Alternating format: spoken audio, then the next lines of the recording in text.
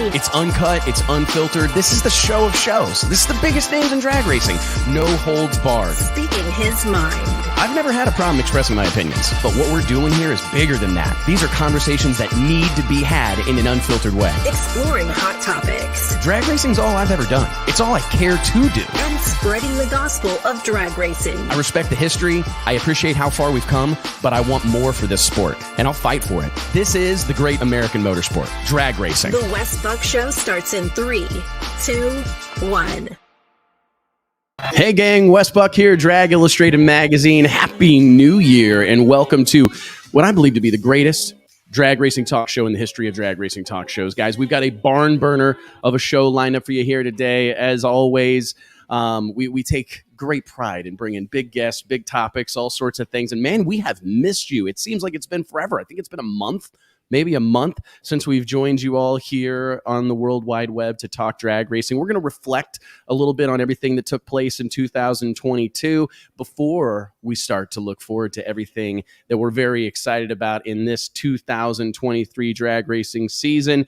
I want to thank our sponsors of the show. We've had so much growth with this program over the course of the last couple of years, and it wouldn't be possible, first and foremost, without all of you. So thank you, each and every one of you that join us, participate in this conversation. Click like, click share, and help us spread the gospel of drag racing. Seriously, it means the world to us, me especially. So thank you very much. And a huge shout out to Stroud Safety, Red Line Oil, Flow Racing, Holly Performance Products, and all the companies that have supported this project over the course of 284. Next week will be 285. It's almost unbelievable. I'm still not quite prepared to say 2023 out loud. But before we get any further along, I do want to go ahead and introduce my co-host here on the Wes Buck Show, the ones and only Mike Carpenter, JT Hudson. What's up, boys?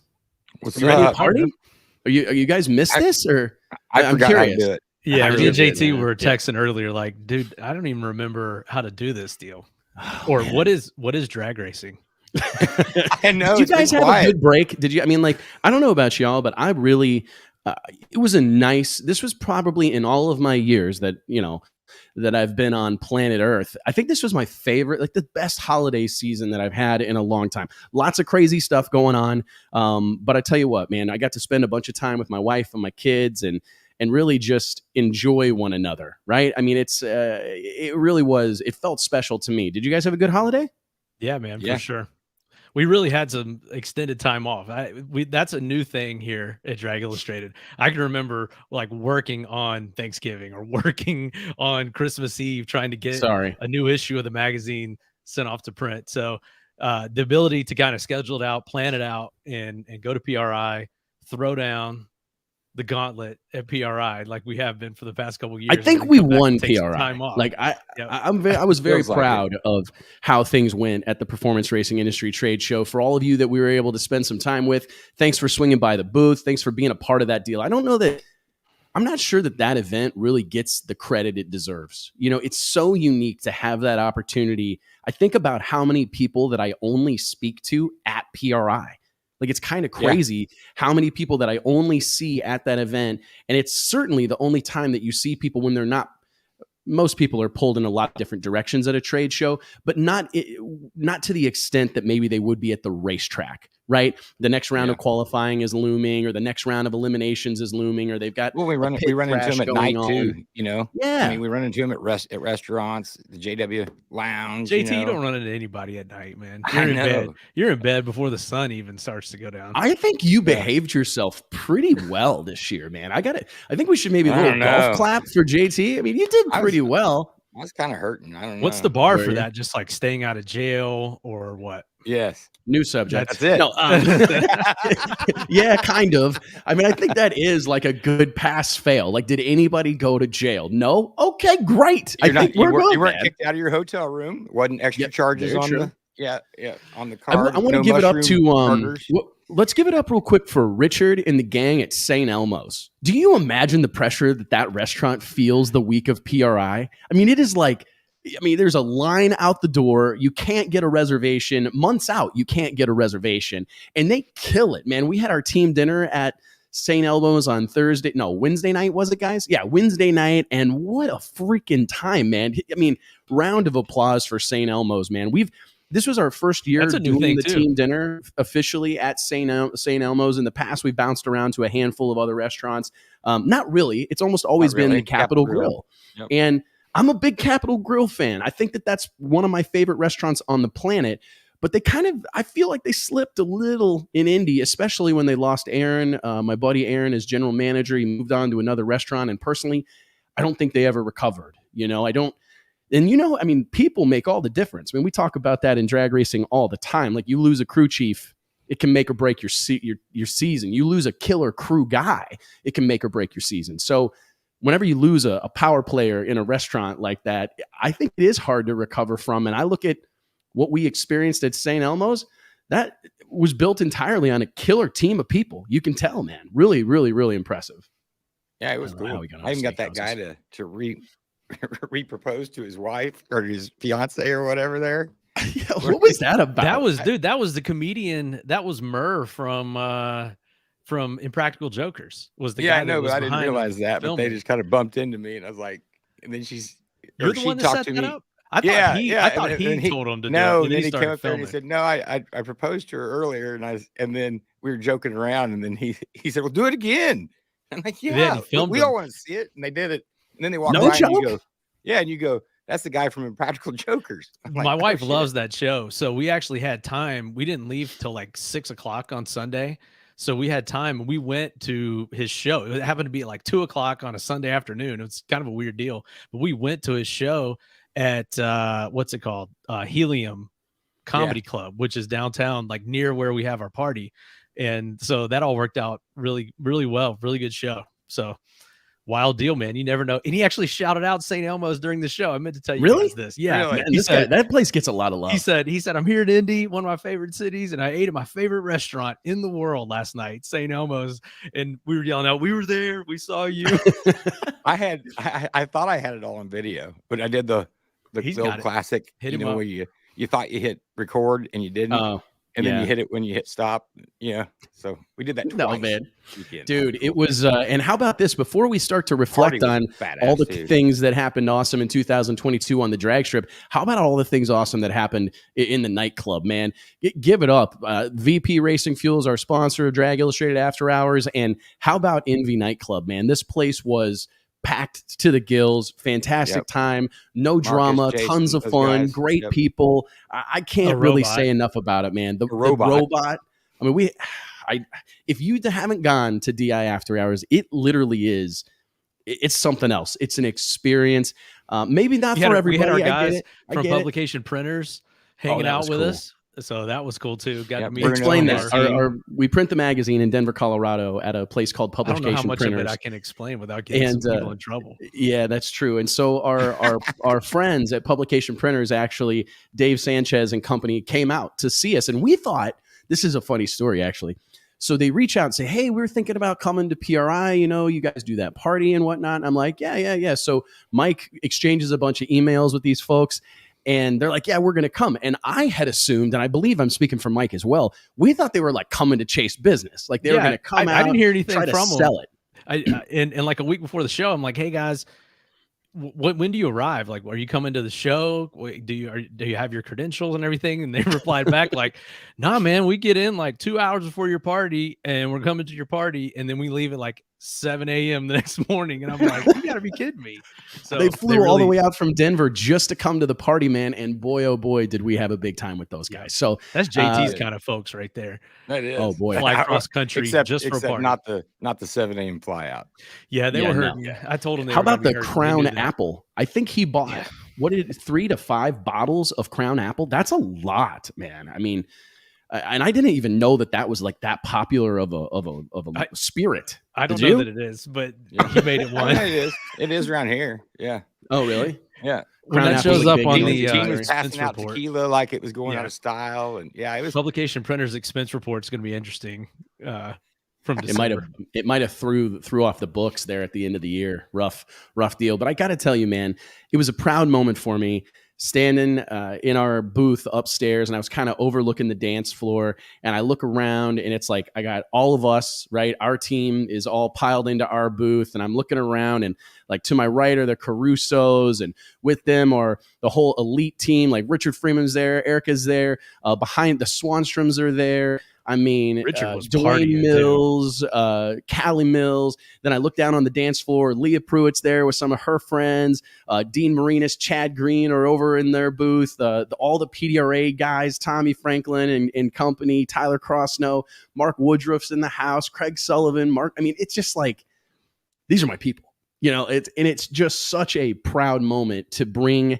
And we talk about this at PRI, and I think it's important because it doesn't happen a lot in our space. Drag racing, we talk about it a lot, super segmented. The bracket racers all kind of lumped together, class racers all lumped together, radial guys versus big tire guys, wheelie bar guys versus no wheelie bar guys, prep guys versus no prep.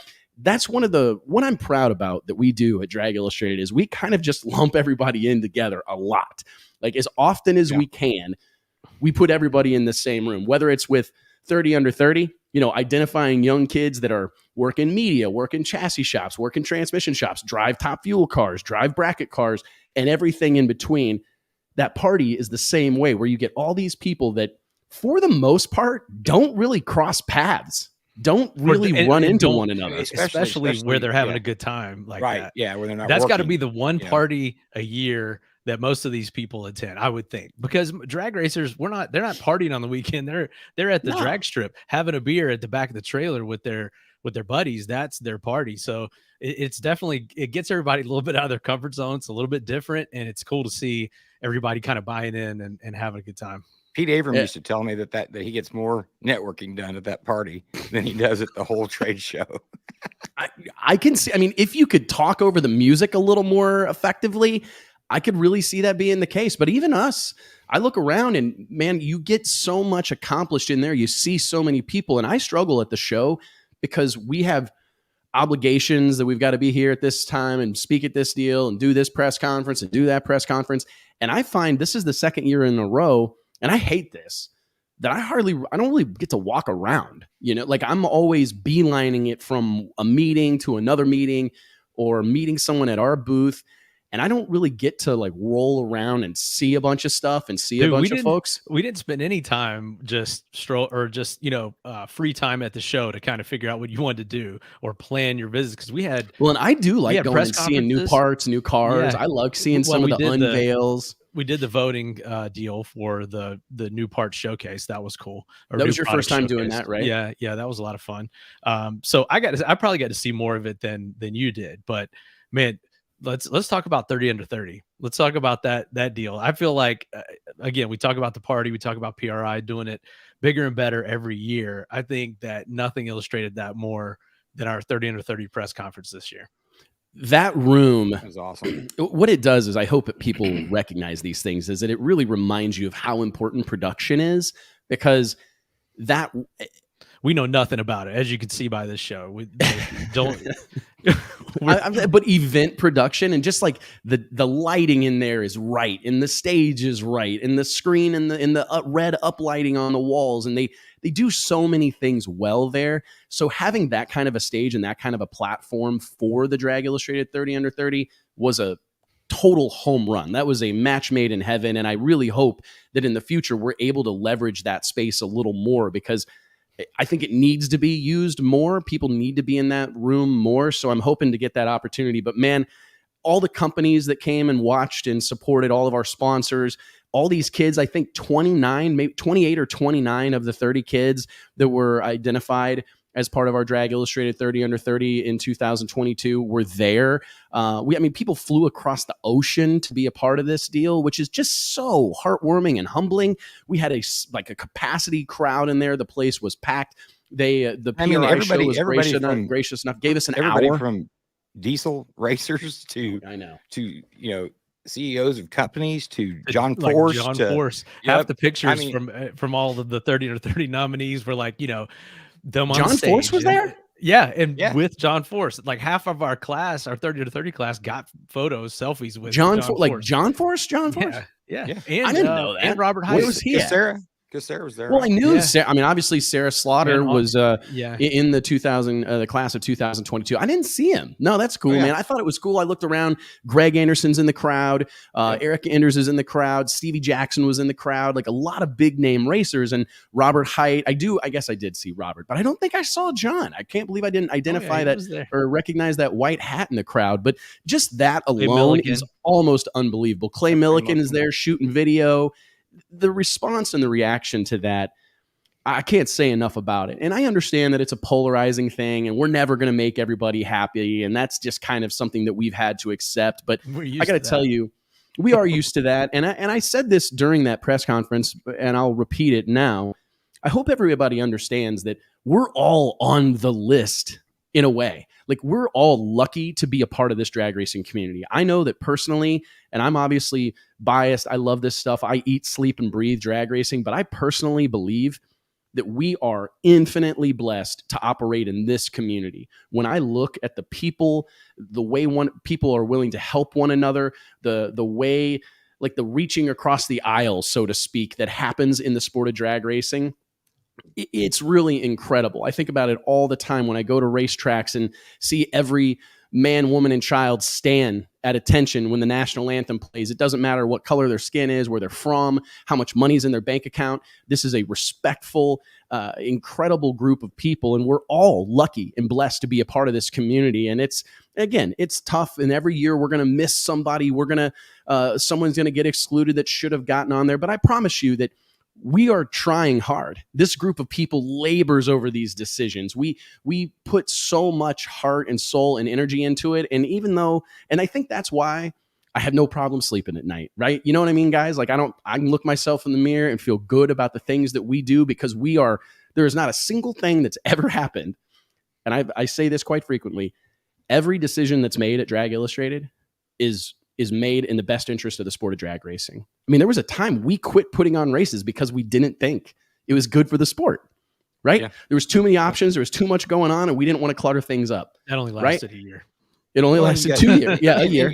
And we put a name on it. Nobody wants to. I mean, a lot of people don't want to pick those names out and to put their name on it and to stand behind it. But, I actually had this conversation with Tommy Cunningham at Stroud Safety yesterday. I said, I totally understand why people are so hesitant to do lists and shout outs and recognize pockets of people, because you're subjecting yourself to a lot of scrutiny. And if you think about it, if this was so easy and it was so easy to execute and easy to make a big deal, this would have been going on. We wouldn't have had the opportunity, right?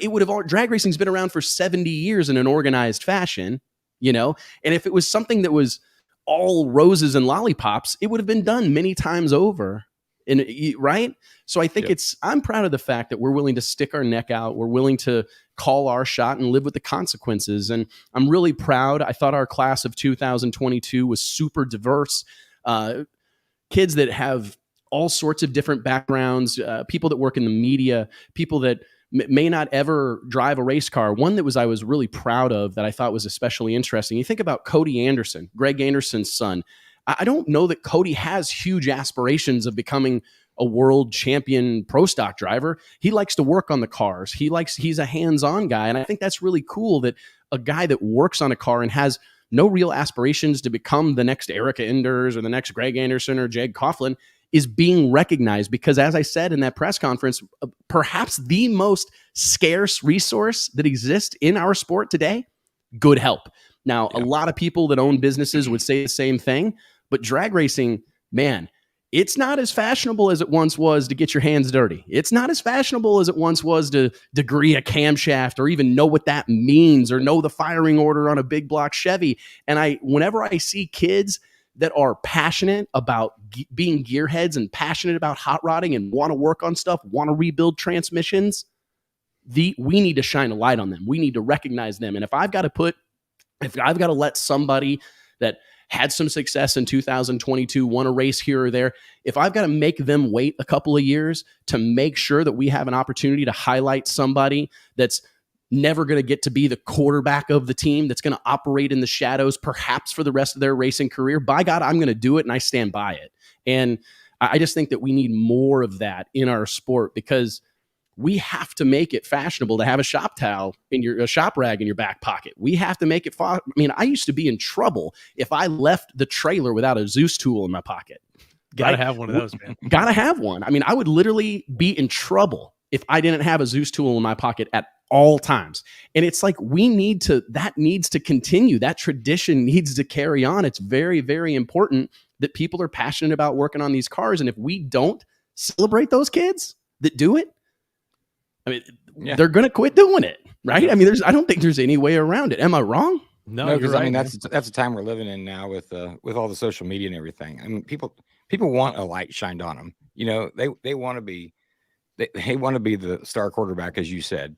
And yeah, so it does give them the opportunity to get some of that limelight where they've possibly been a part of this team for a long time and just nobody, has paid enough attention to it. And like we always say, how do you quantify someone like a Cody Anderson or a Sarah Slaughter or any of our non-driver nominees and winners? You have to kind of take an outside the box look. It's not all about wins and losses and on-track performance. And where else will those type of people get recognized other than this list or some of the other lists that we do, to be honest, by the team? Yeah. So it's a tough deal, but in case you missed the actual press conference, we actually just got the whole speech right there again from Wes. So almost he rebroadcast that bad boy. So yeah, it's always a good speech. People love that speech and love to hear it, even though it's how many years are we in now? 7 years, and you kind of got the same foundation for each one, but you switch it up, and everyone loves to hear that. One line that everyone liked to hear was, gosh, it's escaped me now as I go to set it up, but we got a bunch of feedback from one line that you had in that. Is it the stick and ball sports analogy? I'll think of it as the show goes on. Yeah. But what about another thing we did at PRI, the World Series of Pro Mod press conference with some big announcements during that deal? That was good. Super proud of that as well, man. I'm excited.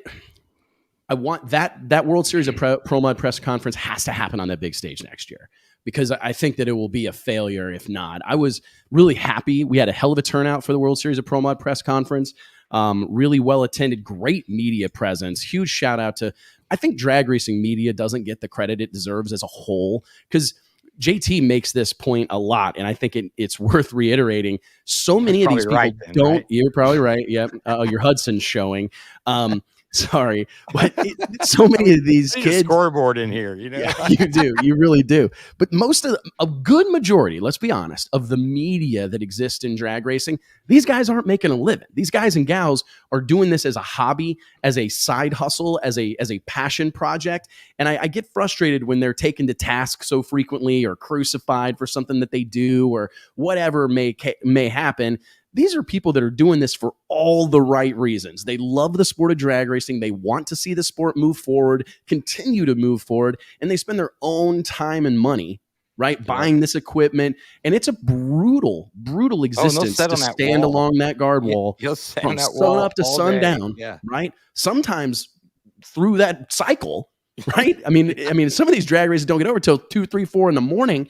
And you think about all the people that capture this so that it can be live broadcast on Facebook, or so photos can be posted on some website or on social. It's an incredible thing. And we had a hell of a turnout of media at the World Series of Pro Mod press conference. We had Melanie Salemi up on stage. We had Tommy Guns Franklin. We had Lyle Barnett. Vic Alvarez from Bradenton Motorsports Park was also there. We had a slew of racers in the house. Doug Winters, Frankie the Madman Taylor. The list goes on. Tons of guys. Craig Sullivan, that are going to be involved in the World Series of Pro Mod, people that believe in this project. And we also made news that we would be partnering with Masters Entertainment, CBS Sports, to broadcast the race on cable television the first week of April 2023, something I'm especially proud of, man.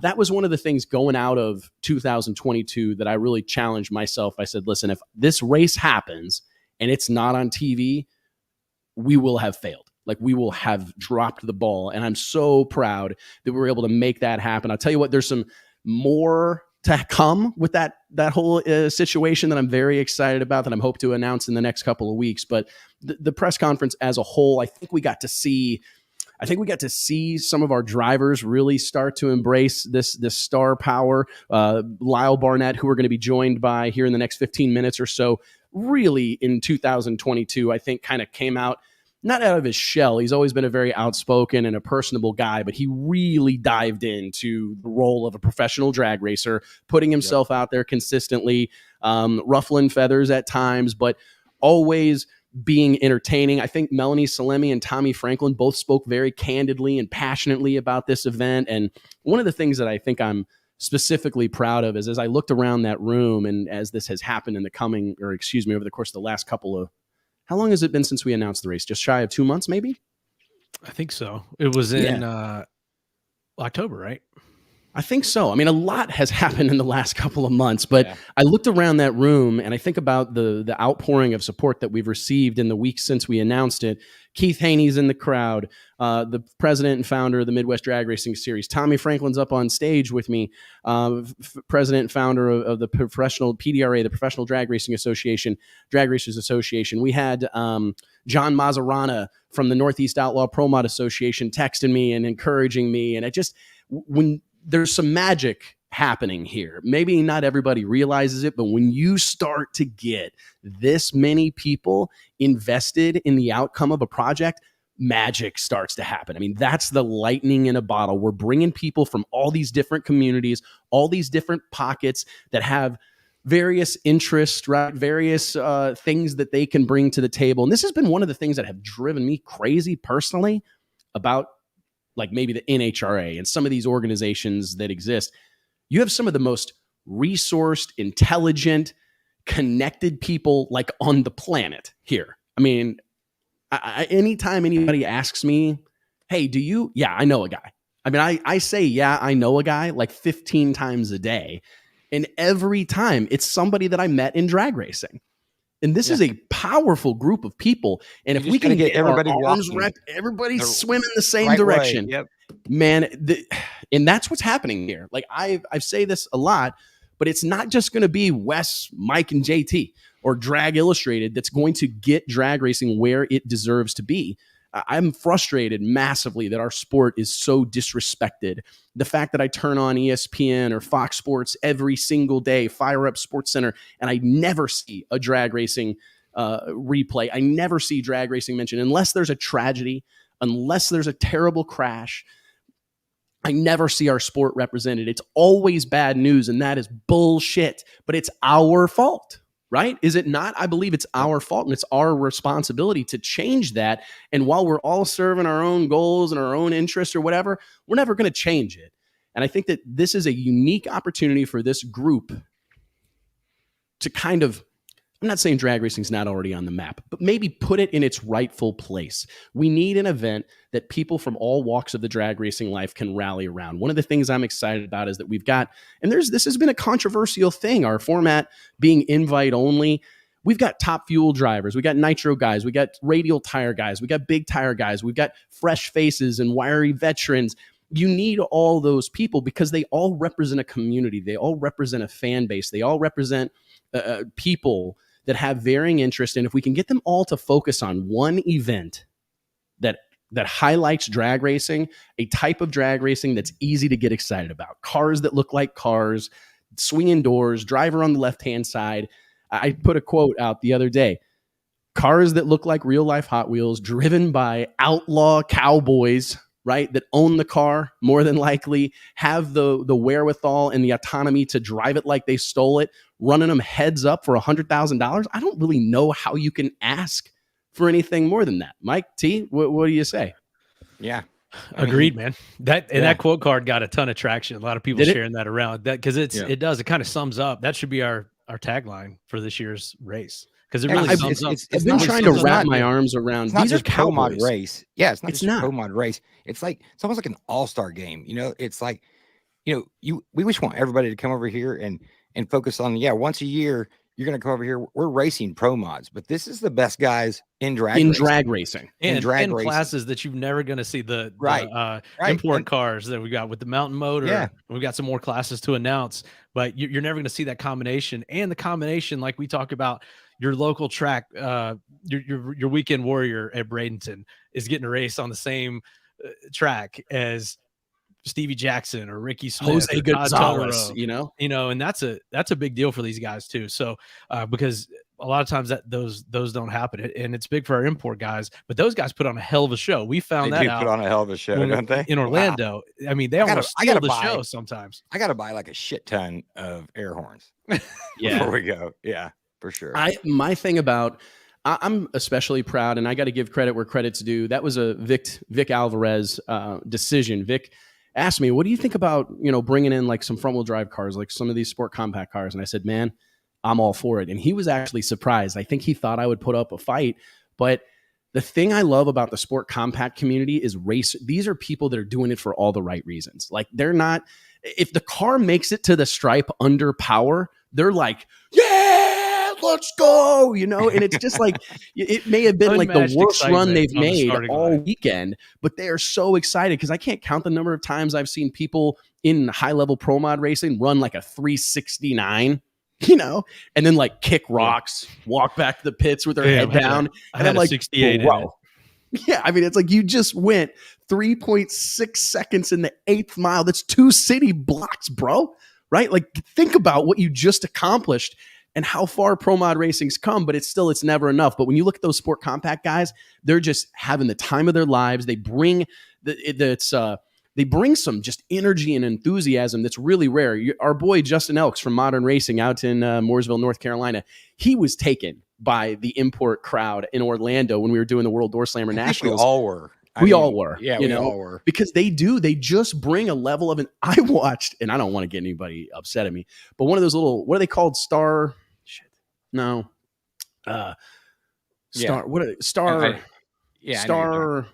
The little short wheelbase cars, not Starbursts. Somebody will tell me. But anyways. Oh, you're talking about like the Starlets, the little Starlets. Oh, okay. So those little import cars with the rotary engines, right? Yeah. It's so funny, dude. This one dude, he was in the staging lanes and he was bolted in, right? Belted in, window net up, gloves on, like 2 cars back. And he's got his driver door open, and the car over rolls by a Toyota Starlet. Thanks, Brian McCaddy. And his door gets folded over into the front fender, flat, dude. Like it was like Tommy Boy, right? I mean, literally folds the door around on the Tempest, flat. So he goes, and so his crew runs over. The dude driving the car doesn't even flinch. I mean, he's like, kind of looks forward again. One of his crew guys run over, grab the door, and it's like, and just slams it shut. And they're like, send it. You know what I'm going? That's how bad they want it. I mean, the door's probably going to fall off this thing when he bangs 3rd gear at 14,000 RPM with the rotary engine and those things. But it's like, they don't care. For the they just want to go drag racing, man. They just want to make a lick. And I just love that enthusiasm. Those things, they drive the shit out of those things. They are all over the track. I want to drive one of those things as bad as I want to take my next breath. Like, I mean, badly, because I don't know. I know. It might be, man, but I just burn.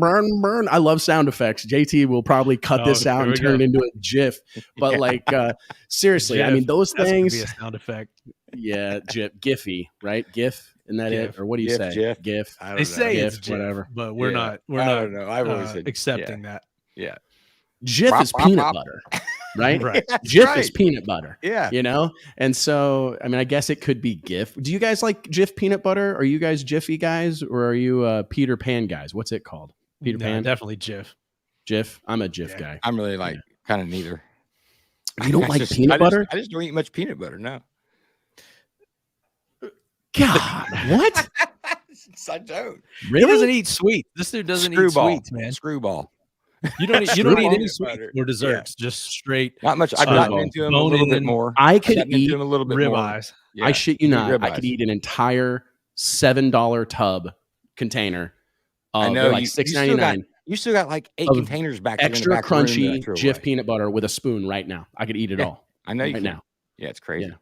The problem with it is so calorie dense. Like you eat it and you're doing the math in your head. Like, all right, 90 calories a tablespoon. This shovel I've got in my hand, I think there's like a half. It's probably a half tablespoon. Yeah, I mean, if you do the math, it's like 15,000 calories, So I've just eaten all my calories for the week. That's why you just kept leaving jars of it laying around back here. I seriously threw away like 8 or 10 of them the other day when I cleaned. Well, if I get to, here's what happens. Let me explain myself, damn it. If I have to start digging deep enough in the container that I'm getting peanut butter on my hands, I throw it away. Done. Yeah, like I can't. How are you supposed to get? I can't be getting peanut butter all over my fingers and shit. Like you know what I mean? Like spoon, son. Jesus. I know. Well, dude, what am I supposed to do? Like a mixing stir thing? Yeah. Dude, all I've got is plastic silverware. They're like that long, And when you start digging down to the bottom and you get peanut butter all over your hands, I'm trying to type. I just got to move to a new container. This is the tangent of the year nominee already. First in 2023 tangent of the year. We got onto peanut butter. Do you eat peanut butter, Mike? You guys are about to get kicked off the show. Calorie dense foods, all based off how you pronounced gifts. Do you like that brown version of peanut butter? What's it called? My daughter likes it. Oh, Nutella? Not a fan.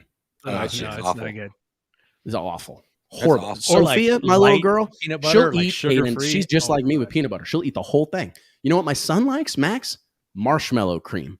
Ugh. Do you like marshmallow cream? No. You know how healthy the Buck household is. We just kind of aired out all of our dirty laundry right here. Like Wes and his family, they're real ill. No surprise. Sounds like they eat Nutella, Jif, and marshmallow cream exclusively, and pickle popsicles in between.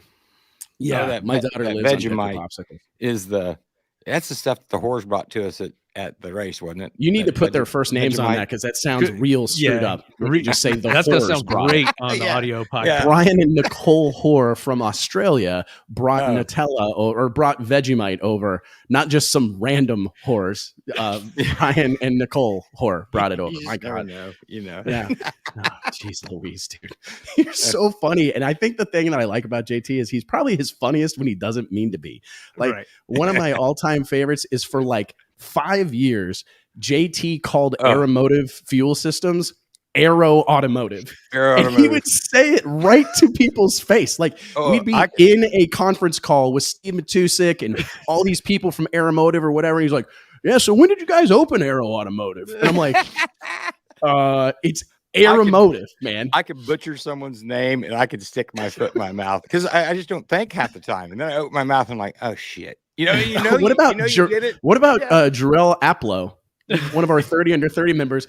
I looked at JT and I said, how do you say, I was getting ready to go up on stage at the 30 under 30. I look at T and I go, how do you say his name? I didn't want to screw it up. And I do this, and typically Nate a little bit dropped the ball on this. Nate, our editor-in-chief of Drag Illustrated, version. He normally types out my notes and puts phonetic spelling, so I can sound it out on stage because I don't practice for any of that stuff. No, I didn't have it this year. So anyways, I go over to T and I said, hey man, how do you say this kid's name? I don't want to butcher it. He goes, T in the first place. He looks at me and he goes, I'm pretty sure it's Gerald Apollo. I think I heard that and I was like, no. It can't be Gerald Apollo. It can't be. And then I walk over to Jarrell and I look at him. I said, hey man, how do you say your name? And he's like, what do you mean?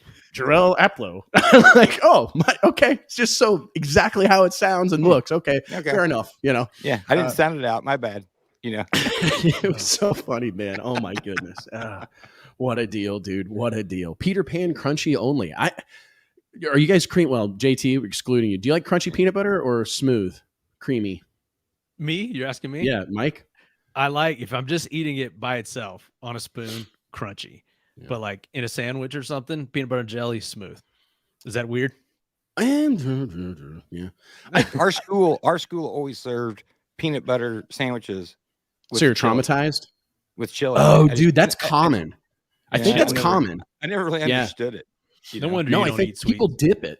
People I'm gonna make a peanut butter and jelly sandwich and then dip it in my chili. Speaking of that sounds like a Missouri thing. I heard on the radio today. There's Gerald Apollo right there. Yeah, today is National Missouri Day. Sorry, Gerald. Did you guys know this? Today is National Missouri Day. I didn't know Missouri had a day, but it's today. It's January 4th. You should have worn your Chiefs jersey.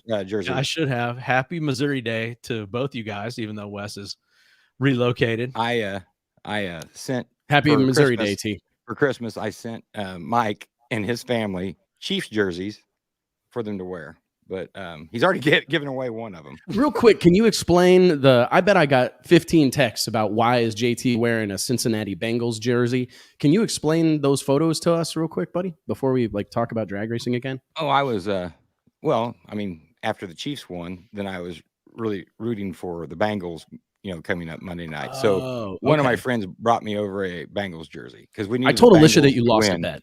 I was certain we need the Bengals to win for the Chiefs to stay number one. I see. Where are these photos? I think I missed this. Oh, really? Well, there were they on your story or something? No, I don't think so. No, okay, I'm not sure. Sorry, T. Chunking it in a sandwich. Yeah, Mike had a kid on his basketball team who they ordered him a Mahomes jersey, right? Yeah, and it didn't show up in time for Christmas, so the prank ended up saving a kid's Christmas. Yep. No joke, man. Yeah. Well, that's cool. Really? It was Earnhardt Jr.'s nephew or something. Oh, for everybody that doesn't know, Mike coaches Dale Jr. In basketball, right? No, Something to that effect. No. Actually, I think Dale is a baller. He's got I think he's got like a full court gym at his place or at his business or something. But yeah, we're gonna hit that up next time I'm in town. It's one of his someone in his family. I don't know the exact relation. Oh, I thought we were like one step away. We are. We need to have him on. We're working to try to have him on this show, and then for us to be on his show. Right? Oh yeah, that'd be great. We just walk in to the Dale Jr. download studio. That'd be sweet. That would be badass. I've actually started referring to my office as the studio, just so you guys know. This is no longer my office. It's the studio. Anybody that asks me like where I'm going or whatever, I'm like, I got to run by the studio real quick. I just Mike said that too, though. Do you? Yeah, he says. I've just kind of I'm not in the studio right now. Oh, I like that. Oh, I figured studio. he just meant... Are you still in your green room eating green M&Ms only, or what's going on, Mike? When did I say that? What are you talking about? You said that a couple months ago. I gave you shit about it. Remember? Oh, I said it on Slack. I said I'll meet you guys in the studio. Oh yeah, T thought that was the funniest thing he'd ever heard. Hey man, it is technically like I've got people in the WeWork building that they walk by and they're like, "What is going on in here?" I've got lights and microphones and stuff, cables run all over the place, and it's so funny because they just walk by and kind of look at me and keep on going. I'm like, "Hey, well, that's what's funny about that WeWork." There's that weird guy. We come from where we come from. Hell, I walk around there and you're not the only one doing podcasts and talking, and it's like there's like at least on the 2 floors of the WeWork here in Fort Worth. I bet there's a dozen podcasts that come out of this building. Like there's several on the other side of the building that all they do in their office space is use it as a studio. So kind of interesting, man. That place is awesome. It really is. Cool. It's a perfect fit for like a company like ours that is far flung. We have people, working remotely. We have an office in Missouri. We got Nate in Indianapolis. I'm here in Texas. We got people all over. Mike's in Charlotte. Van's in Charlotte. Brett's in Charlotte. I mean, we got people all over. So this is like a great fit for. I think that it would be if they wanted to have had that damn that documentary that kind of burnt the whole deal to the ground. I still haven't watched it. Documentary yet? No, I need to. I think it'll skew your perspective on what's going on here, like because it's a really great concept, and I think it kind of gets sold down the river for dramatic sake or for what makes great television. Because both of them, like the one with the real pretty looking guy from 5 Minutes to Mars or whatever is like the main character. I think the dramatized version of it's really good, but the actual documentary is really good as well. But it definitely makes the whole deal look super bad. So, and you're right there. You're right there at TCU, right? Yeah, dude. I could go Horned Frogs, right? Go Horned Frogs, man. I think I'm genuinely excited about that deal. From what I understand, I'm obviously not a well-versed team. I needed another team. The only issue is that I'm not a big purple guy, but I've decided to embrace it. So I bought some purple shit. A winner. Oh, I think I'll be a fan. What's wrong with liking teams that win? Oh man, yeah. I mean, geez Louise. Marty Robertson is a huge TCU guy. I think his whole family has gone there, right? He's from Fort Worth. Well, his daughter went somewhere else. Oh, okay. Well, but he was chewing his fingernails off this past weekend watching those games. Those games were nuts on New Year's Eve. Our next guest was pretty nervous too, I believe. Yep, he had some stake in there.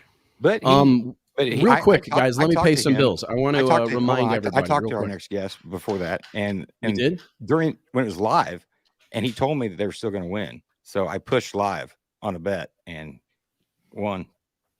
So you pushed live on a bet? Yeah, congratulations. I have to thank him. The kids had a good Christmas, and New Year's because of him. So. They got shoes. Don't have holes in them. Thank goodness.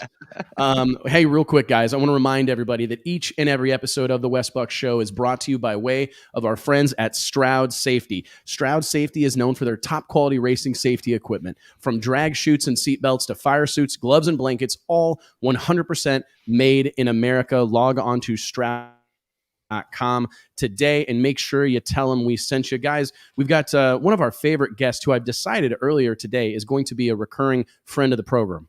I would like to, we talked about this late last year that we wanted to kind of get off that hamster wheel of like scrambling to get whoever won the last race on the show. So I'm punting on that format, and I'm just going to bring back the homies as often as possible because I just want to talk shop with my guys. And if I'm going to throw this out there, if you want to be on the show, send us a message because I don't know how much we got a lot going on. Really low. We will accept anybody. I'm serious though. We've got a lot going on. Like the next 60 days before the World Series of Pro Mod, it is at full tilt boogie at Drag Illustrated. I mean, we are balls to the wall. We'll do 3 at a time, and we just won't even be on here. We'll keep working. Anybody who wants to come on and talk about drag racing with us, come on with it, brother. If you're fairly well spoken and you can string a few words together, come on with it. We love to have you because it's hard, man. We would have to basically, I feel like we've got 2 distinct options. Kind of keep it how it is and just bring back some usual suspects like the Howard Stern type of approach where we're going to have some recurring guests, and then every once in a while bring in something that's news related, or we're going to have to like literally develop a booking department at our company because this deal's become a big enough deal for us and we get enough movement off of it that we're going to have to probably hire someone that's like doing ongoing outreach. And I want to work on the race. You know what I mean? Like, I want to come talk drag racing, but I want to work on the race. So anyways, guys, at least that's my kind of thought. So do both. Do you want to do 2 episodes of the show a week? Yeah, let's double. Let's double down on it. No, I did not mean to do 2. JT's been texting me, man. I would like to do 3, maybe 4 shows a week. Is what ever said that ever in my life. No, maybe we do it. I think that I told Nancy this morning we could do like 2 shows a week, maybe in like October. You know what I mean? Or like September. Right no, not right now. But like in the throes of record setting season, you could probably do it. Like you get into the fall when there's so many races going on, we could probably pull off like a Tuesday and a Thursday or a Monday and a Thursday. But that type of thing. You know what I mean? But I was thinking like we'll have Lyle come on at least once a month, have Courtney Enders come on at least once a month, come up with a handful of others, the people that we can really chop it up with. Clay is a great one to come on just regularly and chop it up with us. Maybe we turn 1 week a month into like Clay Day, right? You know what I mean? And have Clay Day, kind of like Pat McAfee has Aaron Rodgers Tuesdays. I think that would be kind of a fun thing for us to adopt. Play date. You have a Clay date. Clay date. Oh man, it's we're rolling now. Damn. Oh, dude, I love one of my favorite marketing little slogans that I've latched onto for a long time. It was in a book that I read a few years ago. It says, "Take time to rhyme." And it's true, right? I mean, like it's so helpful when you're trying to sell something or put an offer together or put some sort of package together.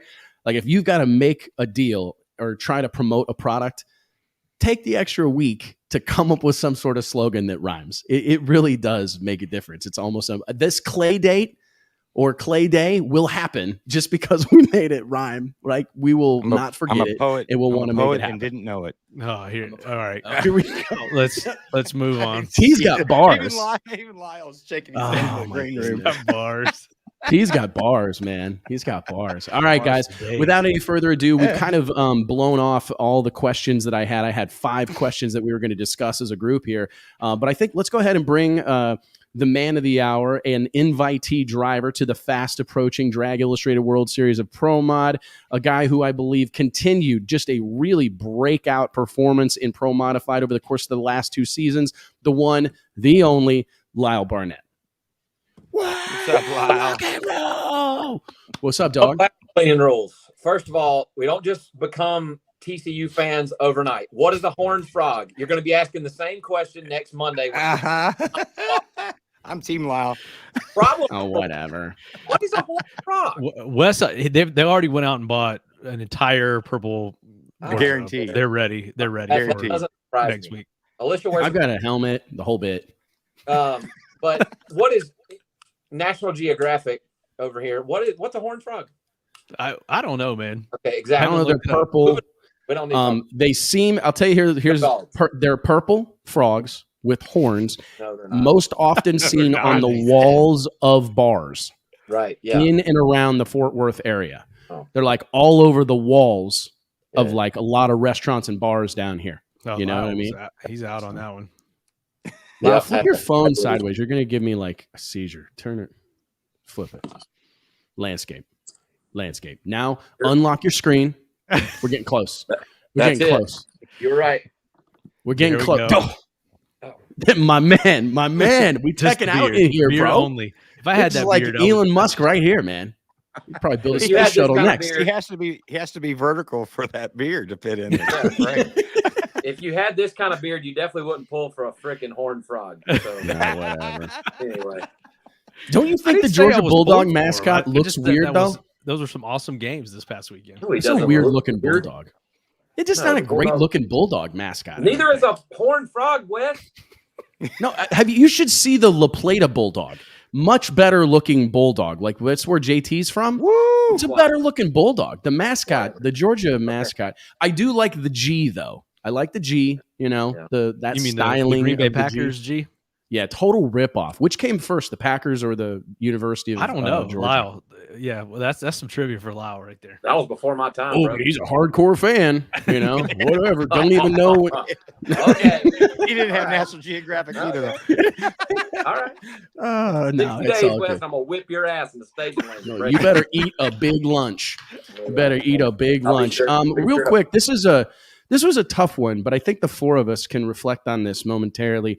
And I'm not trying to down on the mood here, so don't lose the energy. But because I don't think this is the type of guy that would want us on here crying our eyes out. But our sport, this car culture, the automotive industry, motorsports lost an icon earlier this week with the passing, the untimely death of Ken Block, an icon in action sports, X Games, rally racing, of course, Jim Connor, the original Hoonigan. And I just kind of wanted to go around the room a little bit and reflect on this guy's legacy and what Ken Block meant to motorsports, man. I talk about it so frequently, how important it is and will be for drag racing to become part of pop culture. Like, it's so important for us as a community to make hot rodding and make drag racing fashionable. We've pointed to the Street Outlaws a lot about how that TV show and its insane popularity has really done a tremendous amount for drag racing because it's made it cool to drag race. And I point to someone like Ken Block, and I think he did that for all of car culture. Like, I don't think there's ever been anybody that has had that kind of widespread influence on car culture and motorsports. I think about Ken. I used to watch Gymkhana 3 with my little boy Max every single night before he went to bed. We would lay in his bed, and that was what he watched to go to sleep. It's happening every time they release one of those. I mean, it's incredible. Car culture, everyone's watching that video. And it doesn't matter like who you are, what your background is, whether you're a hardcore. I mean, I'm a generational car guy, right? My great grandpa liked hot rods. My grandpa liked hot rods. My dad likes cars. It was passed down to me. But Ken Block did something different. He caught the interest of people that didn't even have a passing interest in motorsports with with the spectacular nature in which he did everything. And I'm just curious, Lyle, I'm gonna throw it to you. You had a couple of really powerful words in our private Slack channel earlier in the week, and I'm sure you were as blown away by this. You think about those folks as being invincible, to be honest. Yeah, you do it. I mean, growing up, he was what you always dreamed of being. Like, there's not an automobile, anything with wheels on this planet that dude couldn't drive. And for that matter, I mean, I know it was what ended up taking him from us, but I mean, he was unreal on a snowmobile, like, I mean, literally anything, and it was who somebody I always dreamed of driving a drift car like, or a rally car like. You know, I still think those dudes have huge titanium balls, but you know, they do become, at some point you feel like they're invincible. You know, like, oh, that dude will just never go. You know, he's always the one that'll be around. He may get old one day, you know, but he'll always be around to talk about it and tell the story. And it just seems, of all the crazy things that Ken Block has done, and you think that a snowmobile crash is what took him, you know, and and he actually, you're talking about, you know, he'll never get old. He actually, I think, was older than you realize. He was 55 years old, yeah. But he looked young, and he always, what sticks out to me about him was he always had that huge, big smile on his face. Like he was just having the best time all the time. And he had swagger, you know. Yeah. I think that's a lot why he didn't look as, you know, why he did look young, was he had that swagger when he walked in somewhere. Yeah, he started doing some stuff sort of orbiting drag racing. We saw the Alex Laughlin deal where he raced Ken's daughter on one of those YouTube videos. And then I actually saw Ken Block. I wish now that I had gone up to him and introduced myself to him, but I actually saw him hanging out in the Tony Stewart Racing pits. It might have been Hagen or Leah Pruitt's pits here in Charlotte. Either, I can't remember. I think it may have been the spring race last year. He was hanging out, checking everything out. That's another sort of deal that comes along with the Tony Stewart thing, kind of like Travis Pastrana. But I actually saw him and was kind of starstruck. I was like, oh man, that's Ken Block, dude. That's like, you know, just an icon. So it's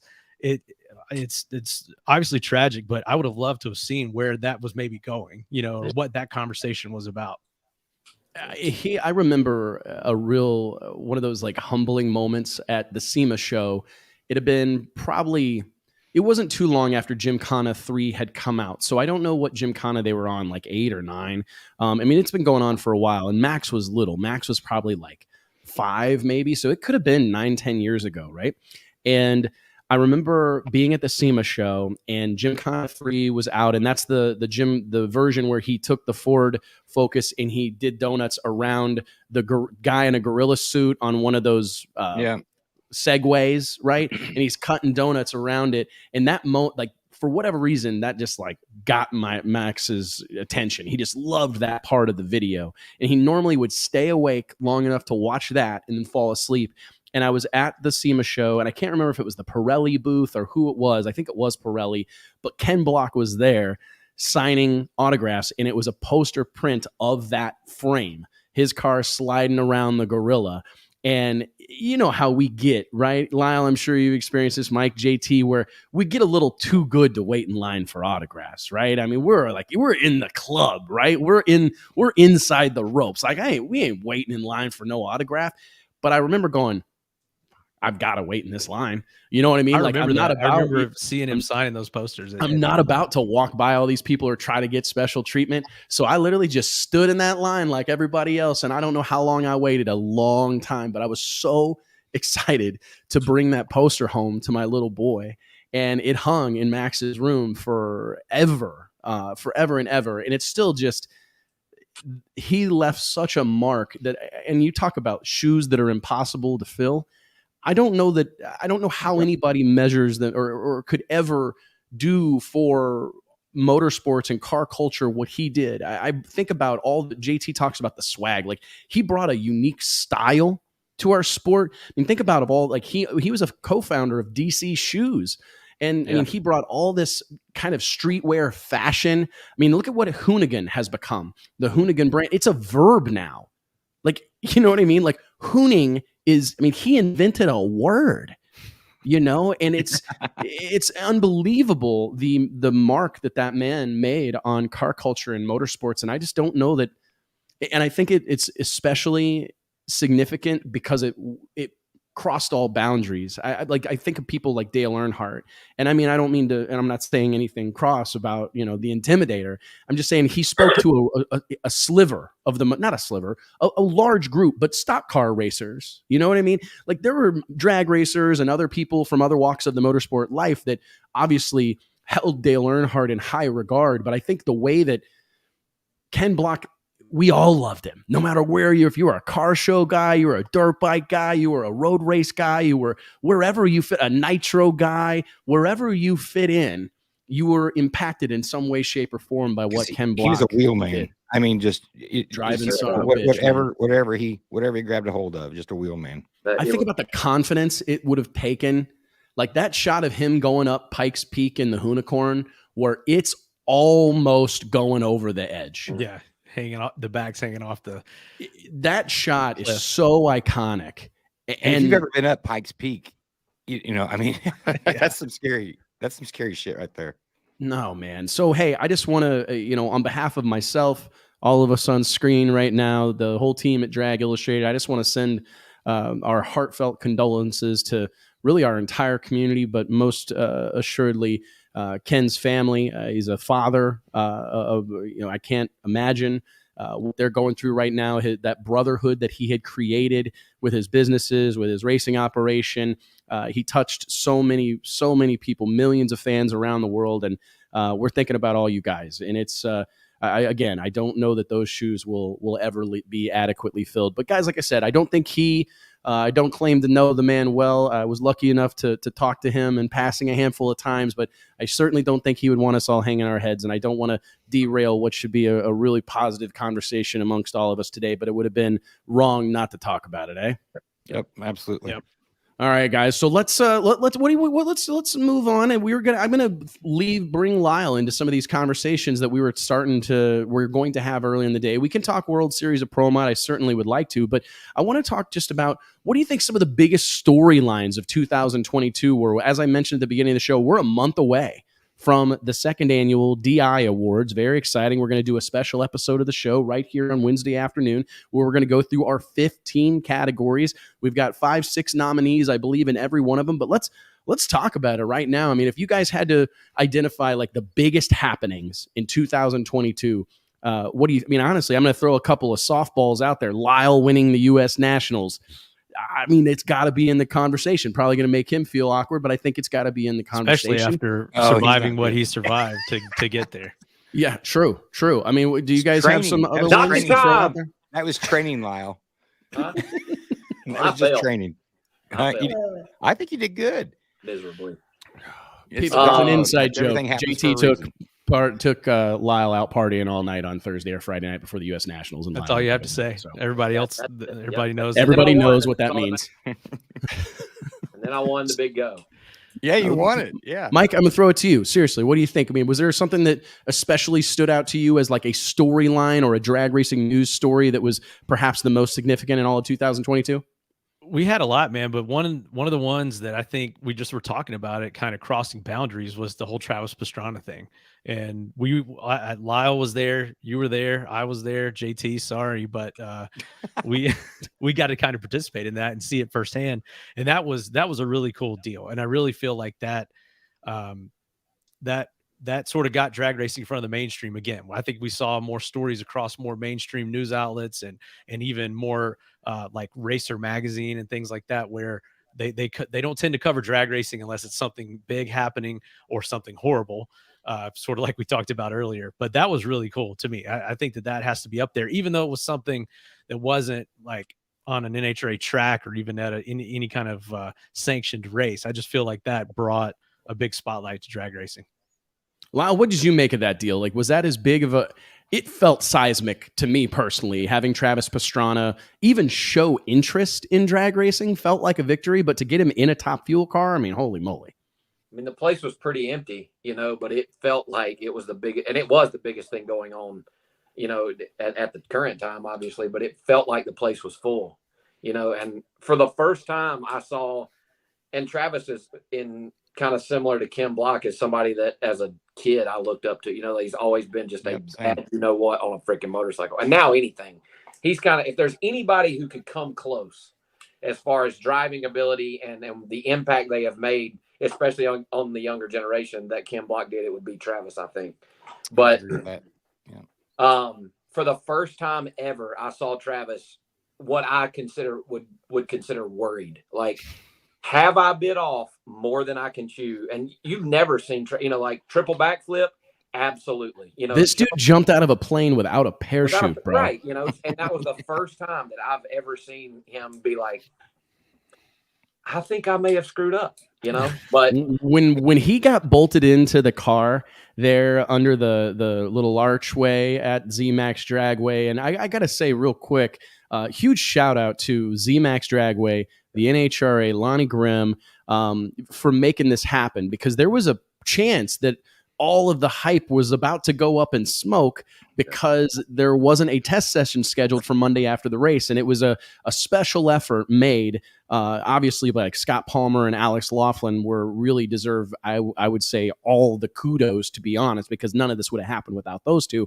But Scott, there was some genuine concern that we weren't going to get to pull this off. So huge shout out to the team at ZMAX Dragway for having the vision required to say, hey, we will do whatever is required to make this happen. But you're right. When he pulled up under that archway, Lyle, and they got him strapped in the car, he's got, belted in, like arm restraints, the whole bit.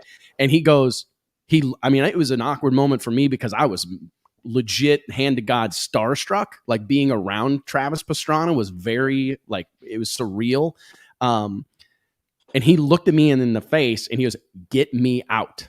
Yep. And I thought he thought you were the guy to get him out. And then everybody scrambled over to like help him get out of the car. And he's like, I just need a minute. And for me, that was a huge moment for everybody that witnessed that. And I really wish it was, it maybe needs to be talked about more, because it speaks to the courage that is required to drive a top fuel dragster that is so frequently overlooked in any of these cars. Of them. Because I know, I feel like that's a pretty common time in the sequence to really get that panic. It's happened to my dad. I've had to jerk him out of the car. This man's done it for 40 years. And if you just kind of get in the wrong mindset, you're about to flip that switch, but you can kind of have that wave of panic. My old man always said even if he was having that, as soon as he turned the motor over, it all went away. Lyle, can you speak to that? Like, even as someone with tons of experience, do you even get that moment where you go, oh shit, what am I about to do here? Yeah, I got it about 2 months ago when Randy Meyer pushed me in the water box the first time in that top alcohol car, and hit a candle to what Travis Pastrana was about to do. And I don't know how much time you guys have spent around Randy Meyer. I've gotten the pleasure to know him, and we talk pretty frequently. But he is like just as mellow and even, he kind of talks at the same tone. This is what we're going to do. I need you to flip that switch, and he wasn't like, all right, man, are you ready? He just leaned over and said, all right, Lyle, you ready? I'm like, I guess, And I turned the switches on and I shoved the clutch in, and he fired. It's not like it was just no bullshit. We're here to get you licensed in this car. And that was the first time one of the first times, but that I was sitting there like,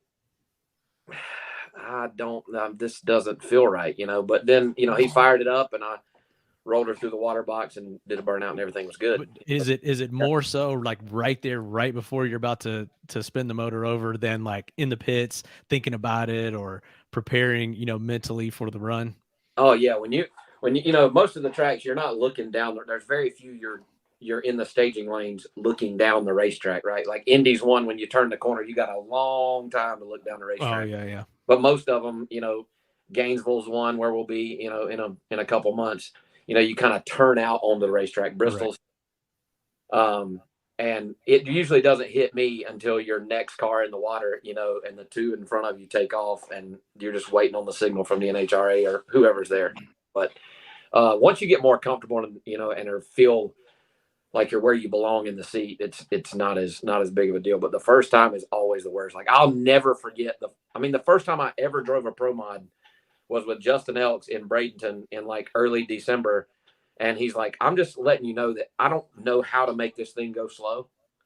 So the first time you let go of the button is going to be the fastest you've been to any cone that measures time down this race. He was right. It went like 970 the first time I let go, and I'd never been sub 1 second, and that day, the seventh run that day, I went 568 at 253 miles an hour, and I had never been to the quarter in over 200. So it was, but the first time is always the worst. Always. And another thing that adds to this whole story, besides Alex and Lyle and you guys being there and Scott Palmer, is the fact of another guy that had a great story throughout the year, Tony Stewart, and lending a hand and going, hey man, you're about to get smacked in the face or whatever he said, but for him to be there and helping out too. And he was a story in himself this year, so many. I don't know that we, as a sport in a community, I'm not sure that we fully understand what Tony Stewart's done for us. And I'm not trying to kiss ass or blow smoke, no pun intended here. Sounds like it, it does. But think about it. I mean, every opportunity this man has had, he has promoted the sport of drag racing. I mean, he has, and he's invested himself in it. I mean, he's bought equipment, hired people. Think about the people that may be looking for work had this deal not come together. I mean, look at the season that Matt Hagan had. I mean, he contended for a championship, damn near got her done, right? I mean, in a first-year operation, an opportunity for Leah Pruitt to go out and race without chasing sponsors and trying to make deals. Lyle, I know you've got friends and great relations with that camp. I mean, do you agree that that's been I don't know that we can really I don't know how you rank it maybe in the grand scheme of things, but it's been a hot minute since we've had this much outside interest, from other walks of the motorsport life on drag racing. Yeah. My favorite part about the whole deal is that, Tony is, while he's a team owner, and I think he does a great job with that dude is a race car driver. There are people that drive race cars and there are race car drivers. And Tony Stewart is a by God race car driver. He owns a team, and I think he does a great job. But that dude, he went to the final in his first race in Top Alcohol and damn near won it. Yeah, lost by 1 thou. On the very next day, he gets in Leah's top fuel car and makes test rips for her, because when she had that engine failure or whatever happened, it kind of rattled her cage, and she didn't feel like she was. Oh, we lost him. Oh, somebody called him. Phone calls. So, yeah. But he jumps right in that thing. I think they made a 370 rip at 320 some or 30 mile an hour. It's just unbelievable, dude. So but it's cool that he gets to see it from both sides, right? He stands behind the car with his ear molds in and his shirt tucked in, and he's back there as a team owner. And the next day he's in gym shorts, his tennis shoes, and a t-shirt, strapping in Leah's top fuel car and running 330 miles an hour. So that's what I like about it. And I have, they're friends of mine, and I'm tight with their whole camp, and we all hang out and stuff when we're on the road, and it's a good time. They're a cool bunch to be a part of. Going back to the Travis Pastrana deal and Tony Stewart's role in that, I found it incredible the care that and the concern that Tony Stewart had for everybody involved, and I think that he kind of stepped in and got Travis's attention. And Travis said that to me, there's not a whole lot of people that can really get my attention, because he's done a lot of stuff, I mean, he nearly bled out base jumping off a hotel in Florida last year. I mean, he's had a lot of life experience, and he told us actually right here on this program that, I've started using the word program. I was like, what? Program. It's 2 times Baptist now. preacher now? We're a Baptist preacher now. I Studio grew up in and a program. Southern Baptist church program. But right here in this program, Travis Pastrana talked about how, when you have someone like Tony Stewart say, hey, listen, man, I don't know that you're fully aware of what you're getting yourself into. What bigger vote of confidence or what words of affirmation can the sport of drag racing get? I mean, like Lyle just explained, this is a race car driver extraordinaire. Done it all. World champion, NASCAR Hall of Famer. You name it, he's done it and done it well. And for him to speak on behalf of our sport that way and tell someone as accomplished as Travis Pastrana that, hey, buddy, I don't know that you're fully prepared of what you're sitting in right now. It just speaks to how, I mean, think about all of the people that race Top Fuel every weekend. Right? I mean, Brittany Force, Leah, these 2 women, I mean, all these Justin Ashley, Young, Antron Brown, these guys make it look easy. They make it look routine, no big deal. But I thought it was very powerful to hear Tony Stewart remind Travis and maybe all of us that we're playing with fire. This is a dangerous, dangerous deal. And I do think we all become desensitized to that. Right? We do it so much, we're around it so frequently that we kind of start to take it for granted. They're like, hey, Everybody's gonna be fine. It's no big deal. But in that moment, when you see someone like Travis Pastrana say, "Get me out of here," that's very telling, and it's good for our sport. And I think we have to talk about it more. Were there other major storylines? I got a little self-promotion here. I feel like we really kind of set the internet on fire with our World Series of Pro Mod announcement in the fall. But there were others. I think that specifically with events, I got to tell you, man, Sick Week, early 2022, that deal was the talk of town. I don't know. Tom Bailey, I don't know that he ever fancied himself an event promoter, but by God, did he ever throw his hat into the ring in 2022? I think that he, in many ways, raised the bar for all event promoters in the drag racing space. The attention to detail, the effort, the energy, the enthusiasm that was poured into that deal. That was probably I ripped my arm nearly off during Sick Week and spent 6 months in a cast and had my first surgery of my life because of Sick Week stuff. But I'm bummed out that I'm not going to be able to go on the whole deal this year because I've got to get ready for a World Series of Pro Mod. I mean, I think that was my highlight of 2022, and I got hurt really bad. Yeah, that thing is sick. Yeah. Oh, geez. What's your take on that stuff, Lyle? Is that stuff on your radar? The drag and drive deal? Yeah. Are you interested in that at all?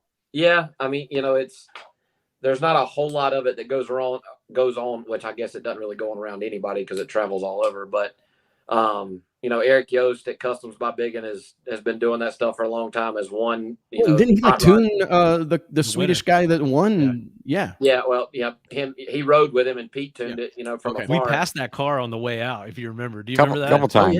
Couple times. Yeah. Yep. So, I actually have an opportunity to drive in it this year with Doug Cook and the guys at Motion Raceworks. If I can make it happen, it's the week before South Georgia.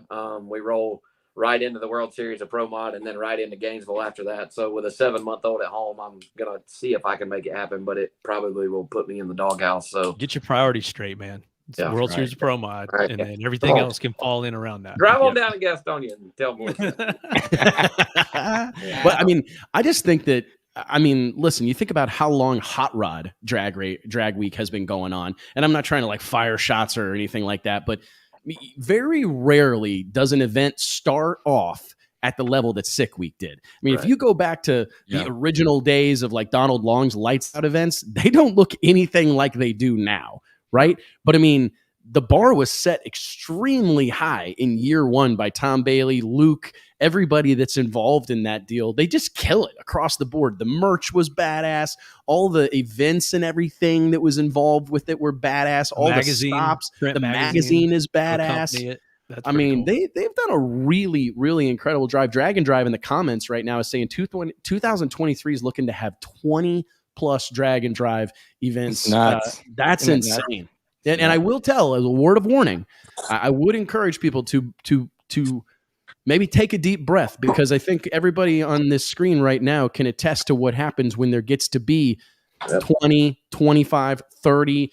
I remember one point in time looking Jason Carter, a longtime team car owner with Mark Mickey in the Radial versus the World scene.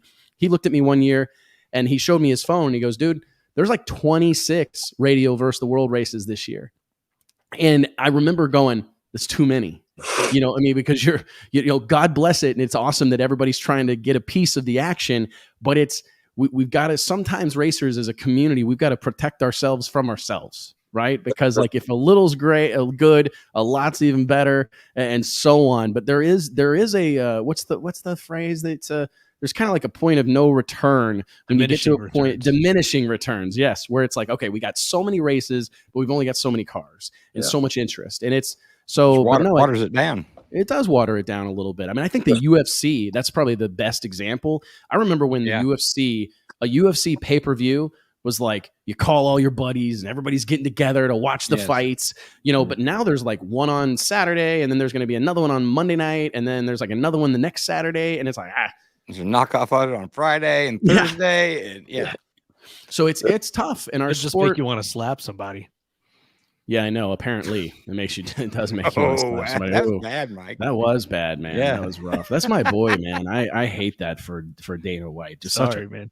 brutal situation. We model so much of what we do after the UFC. I mean, seriously, I think that I actually find myself, I think there's a lot of parallels, because the same way I think everybody understands a fight, I think everybody understands a drag race, right?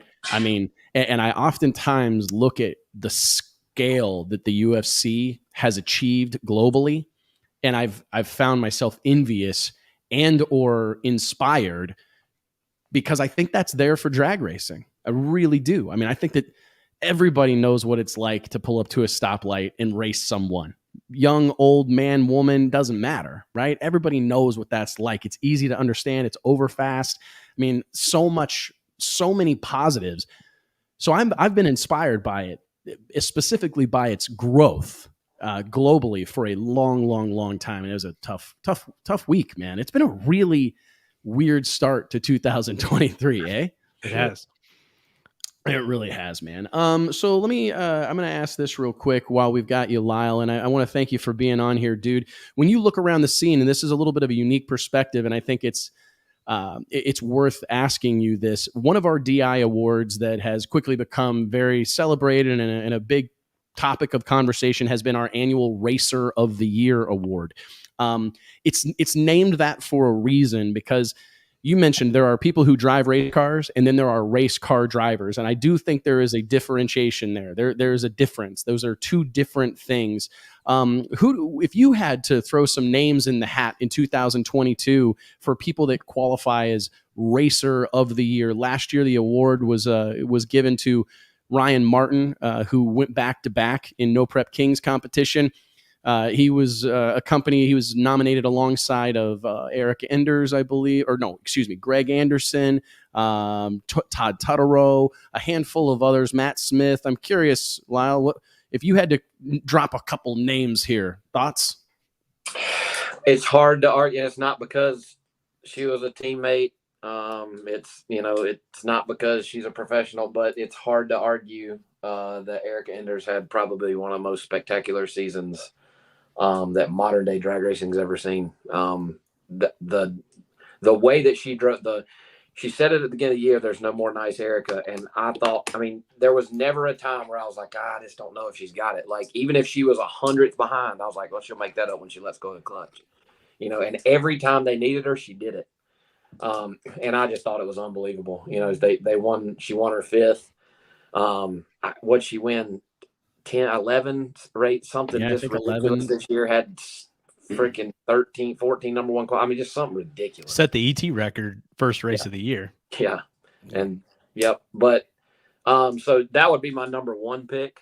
Todd wins another Pro Boost championship, which I think was cool. Amber Franklin, I think you could throw in there. Her first really full season at Outlaw 632, and she wins the championship. It's hard to argue that Chris Thorne didn't have one of the best years that Pro Mod Racing has seen in a long time.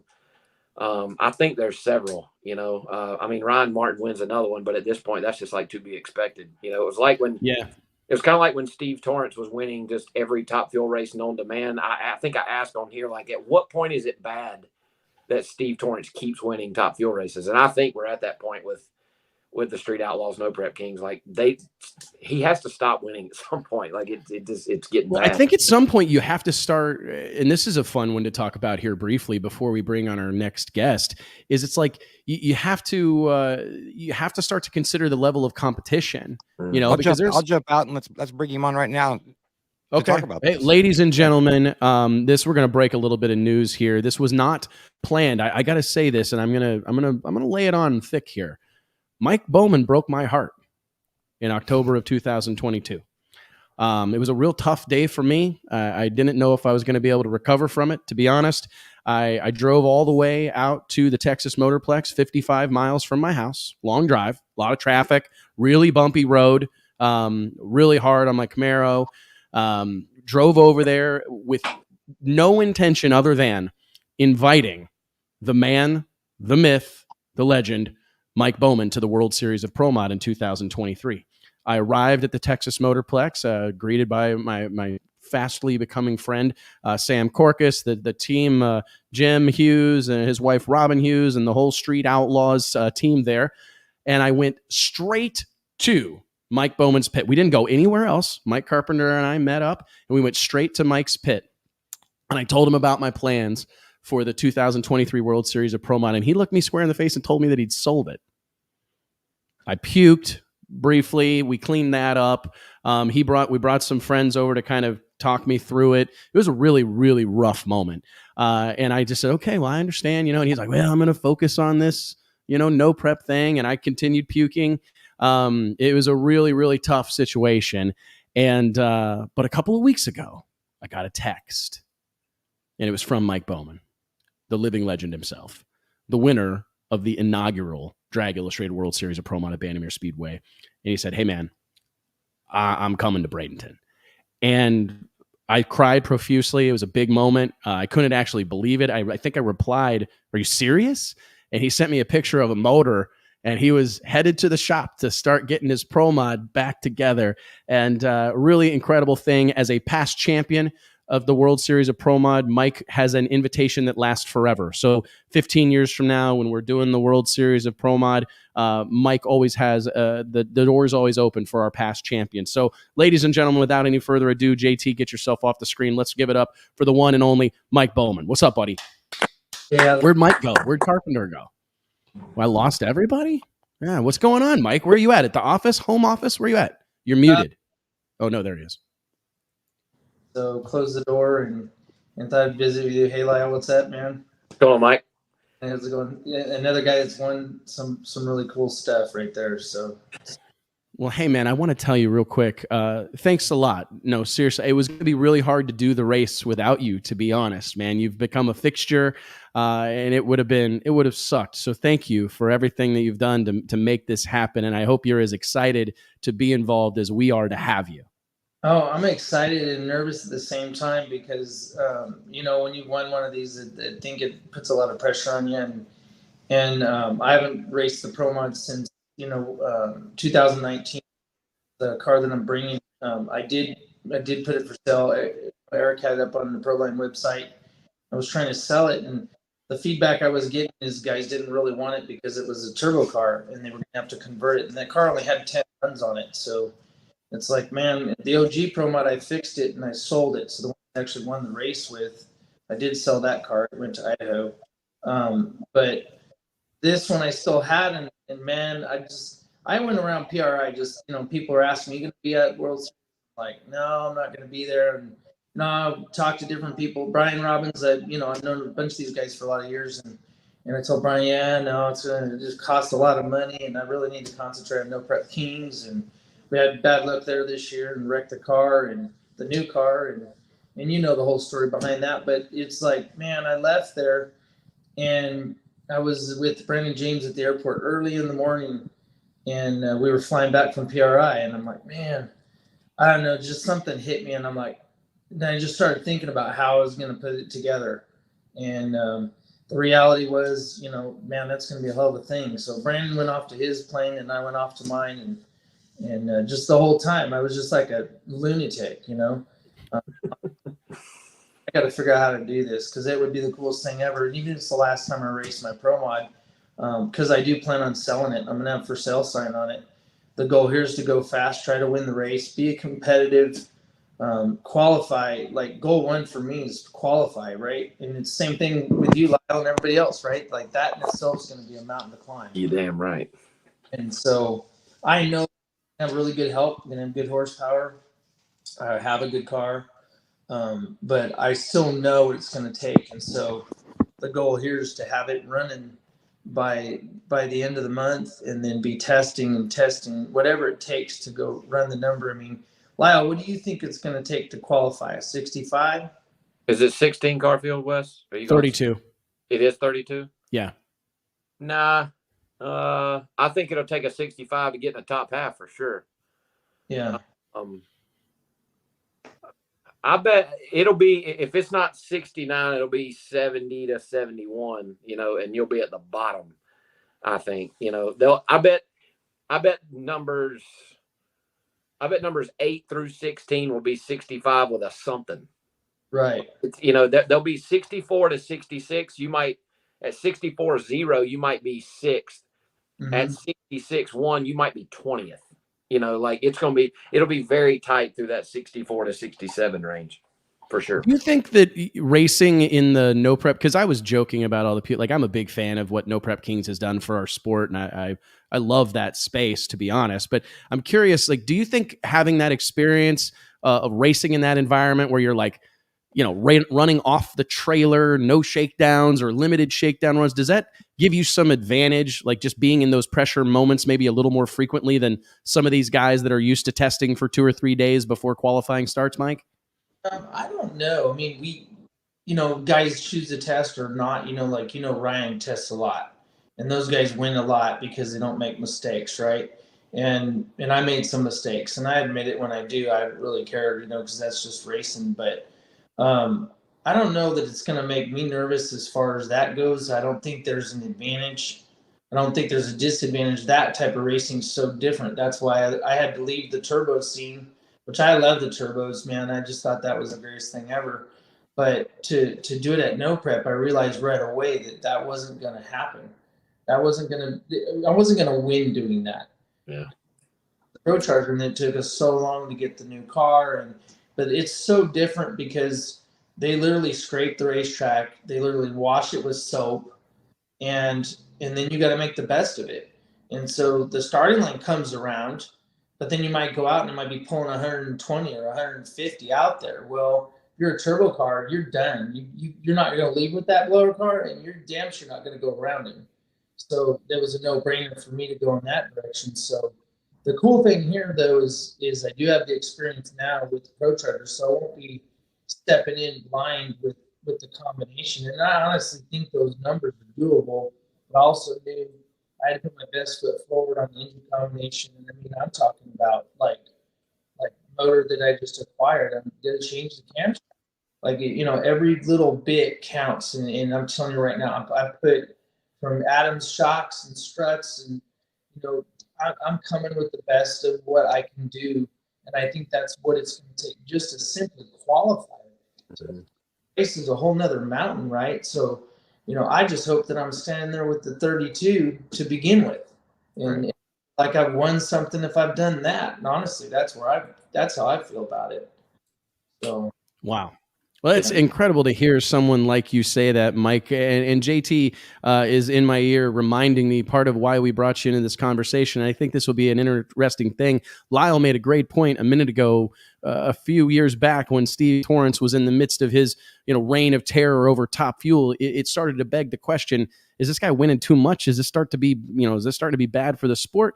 And we're kind of faced with that right now in No Prep Kings competition with a third consecutive championship for Ryan Martin. And I guess I want to ask you guys, and Lyle, I'll go to you after Mike. I mean, what do you make of that? Is there a point of where it's like too much Ryan Martin winning? I mean, you talk about him testing a lot. I mean, how does that dynamic change over in the No Prep Kings world?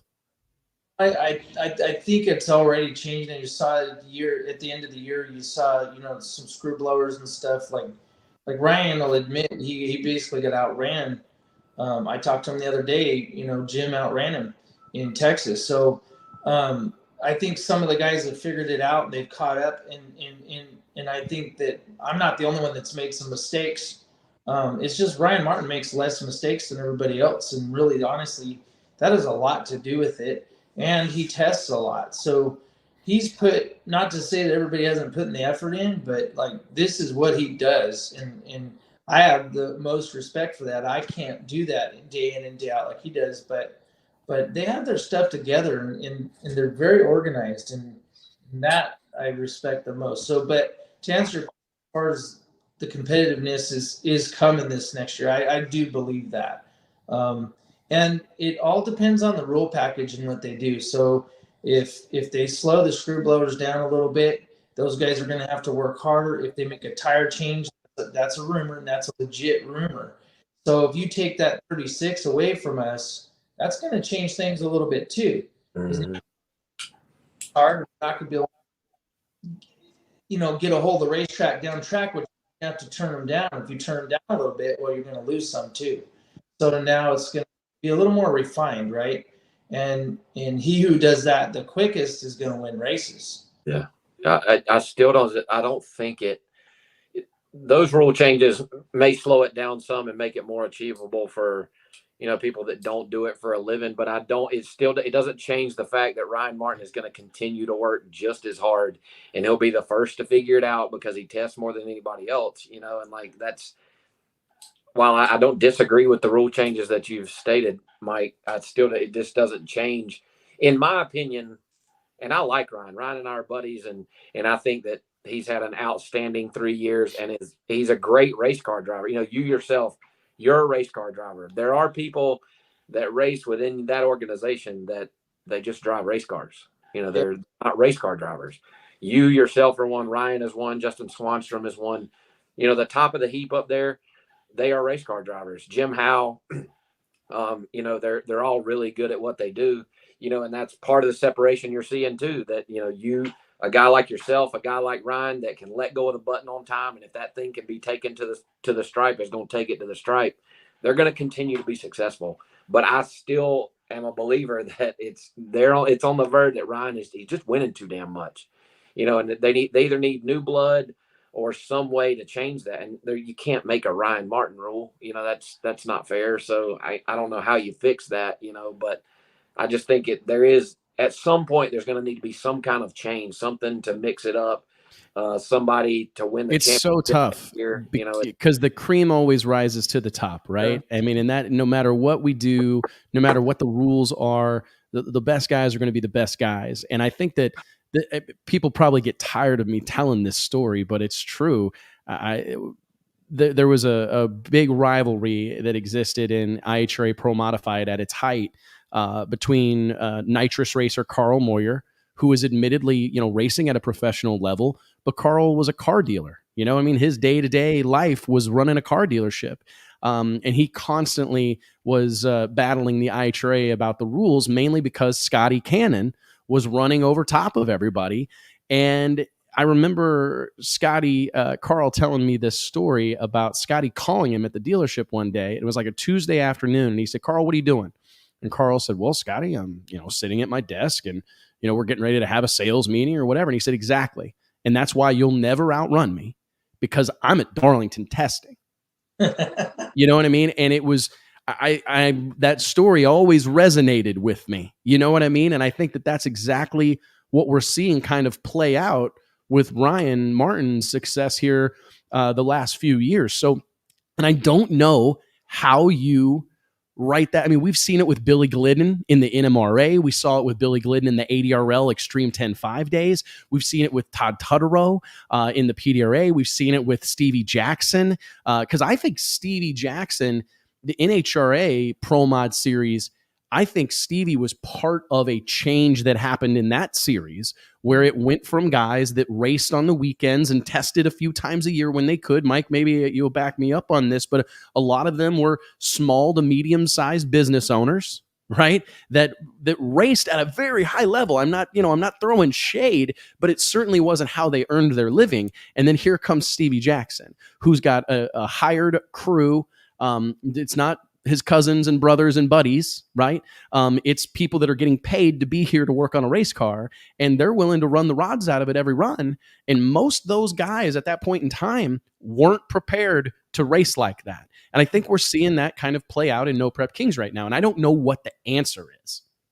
Yeah, no, and then you gotta, like, he can drive like nobody, so makes it really, really tough. You know what I mean? And that's how it's going to be at your race. There's just going to be a ton of dudes that are going to let go on time. And that is going to be the difference of winning and losing. 100%.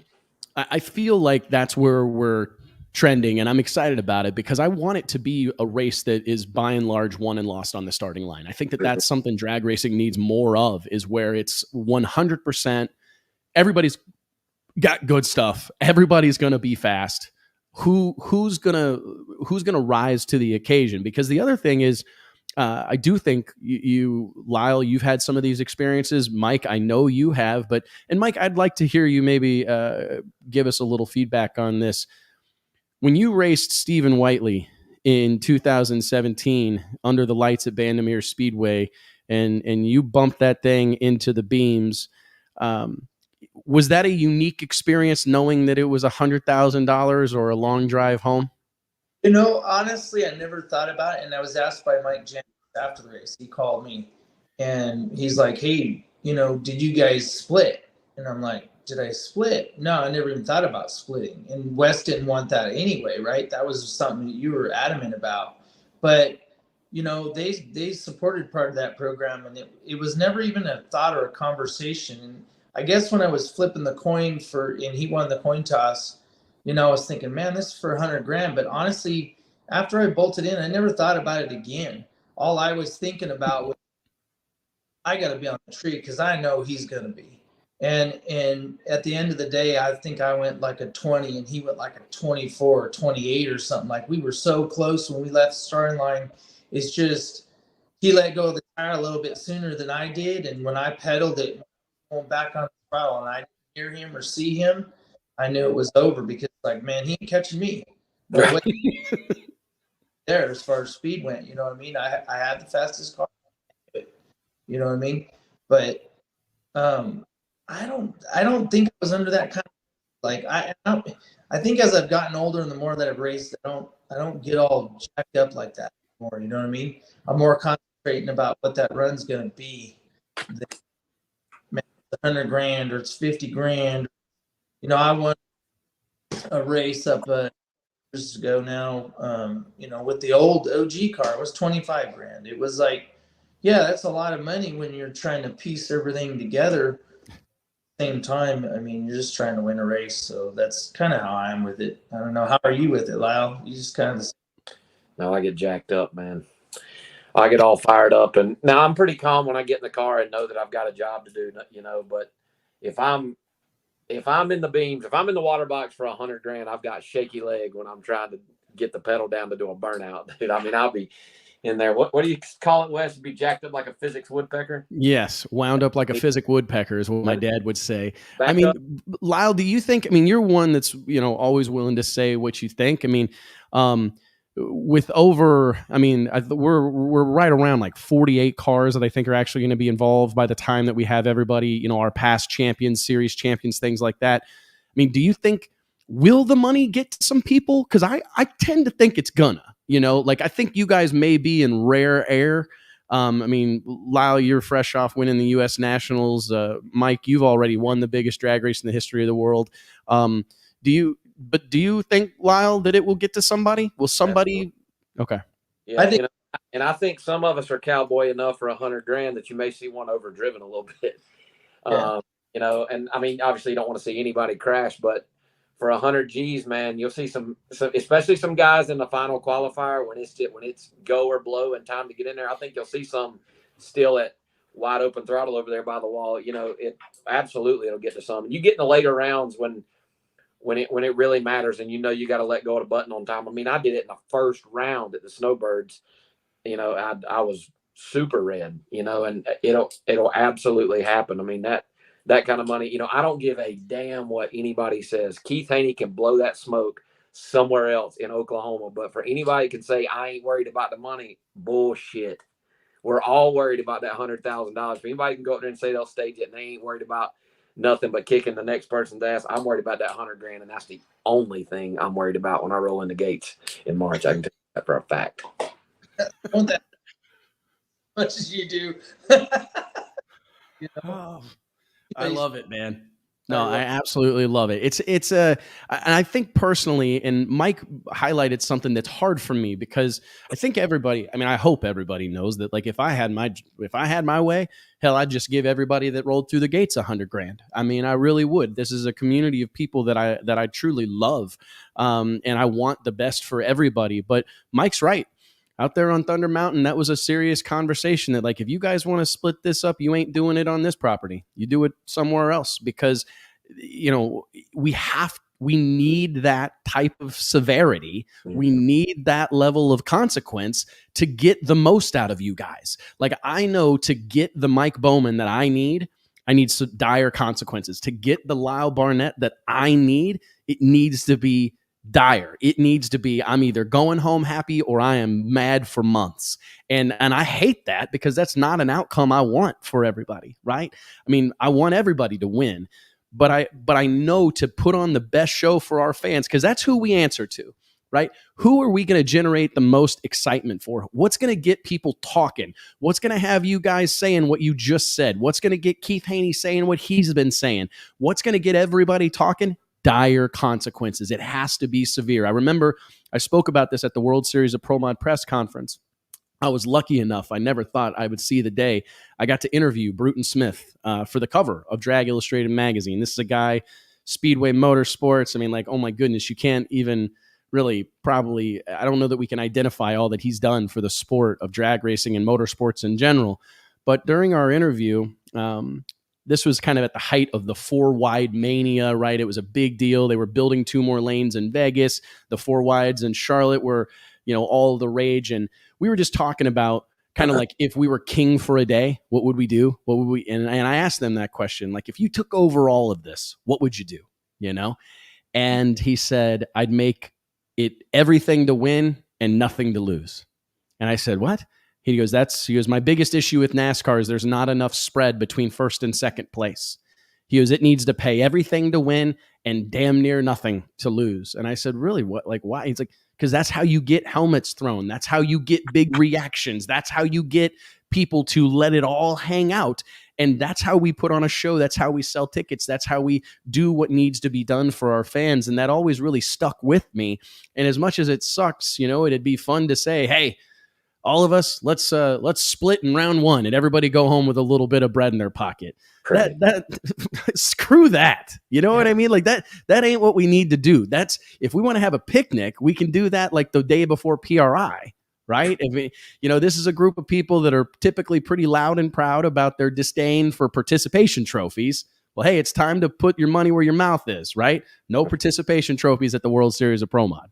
But I can tell you this, when I went through the finish line, I was screaming to the top of my lungs, man. Like, if you were down on the other end, you heard me, I guarantee it. Because it was like, that's what sunk in. Like, man, I just won. You know what I mean? And then to go back to next year and lose to Carl in the 3rd round by literally inches. And, and then Carl, I thought I won, and Marty come on the radio and he's like, I was like, man, did I get him? And he's like, no. And I just started cussing because I was pissed. Like you said, that was the ultimate low. It's like, God, man, I thought I had him. And then I get out of the car and I go talk to him, and Carl looks at me and he goes, dude, I was barely out on you, and I saw your fender just making a move on me at the end. And he's like, come on, finish line. And that's what he told me. And I was like, it wasn't quite enough, though, was it? So I don't know what the lights were on that deal, but man, I literally was like 4/10,000ths of a second. So I'm close, and then obviously 2 more rounds to win it. So it's that close again. You know what I mean? And that's my thing, is I think that's what got me going. It's like, man, this is more than it was the first time, for the simple fact that in Florida, there's no excuses. There was a lot of excuses from a lot of big time pro mod dudes. Oh, I don't want to go up on the mountain. I don't want to burn my shit up. I don't want to this and that. This race will have the baddest dudes and no excuses. Period. And that's what like tipped me over. You know what I'm saying? I'm like, man, if I could just run with these guys, I think that takes me to that level where I feel like I've done something more than I did that first time. You know what I mean? To hear you say that, man, it like literally gives me goosebumps. I'm going to make everybody pick on me, but it's true. And to be honest, as much as like, if we could dig Brandomere Speedway up and put it like east of the Mississippi, damn near sea level. Oh my God. That is the greatest drag strip on the planet Earth, in my opinion. And perhaps the greatest drag racing family and operation that exists in our sport. But you're exactly right. When you talk about Bradenton, Florida, a whole bunch of new concrete, right? At sea level, the first weekend in March, there's no excuses. If you can't come down here, then you don't belong. You know what I mean? Like, there's no excuses. And I think whoever walks away with that big Happy Gilmore check on Sunday, March 5th, is the baddest dude alive, is the baddest pro mod racer on the planet Earth. That's what I tell people. I go, this is the baddest dudes in the world, not in the country, not in the whatever. these are the baddest dudes. And I'm just fortunate to be able to have an invite to be able to go do it again. You know what I mean? Because I haven't proven some of the stuff that like Lyle, I wanted to win an NHR race. I didn't do a lot of them. I had, had the record for a year and a half till Erica took it away. And then, we had good speed and stuff, but we just weren't the quickest dudes out there, and I didn't win one. But man, like, what was it like when you won your first Wally, Lyle? Like, that must have been amazing, right? Yeah, and it was a good one. I won it on a huge hole shot, and and it was. I mean, I didn't know until obviously they've got lights on the wall, lights here, lights there. So I knew when I pulled the chute, that I had won, and I couldn't see to turn off the racetrack. I was crying so hard, when I won my first one, and we won. 3 weeks later, we won Vegas, which was big. Won the U.S. Nationals, which was big. But there is nothing that beats the first one, man. It was, for my dad was there, and I got to experience that with him. We've every NHRA race I've won, he's been there for, which is cool. But there's absolutely nothing that compares to the first one. And then on a hole shot was just cherry on the top. So my whole team, the entire Elite Motorsports team behind me. I mean, in typical West Buck fashion, the goosebumps every time I watch the starting line video, I get them, man. It was unbelievable. And that's the moment that I think is so important to create. And I appreciate, I hope you guys both know that your support and your belief in what we're trying to do is not lost on me. It means a lot to me, and I won't soon forget it. And I honestly think that this is a group of people that deserve more. And we can change the sport of drag racing this spring.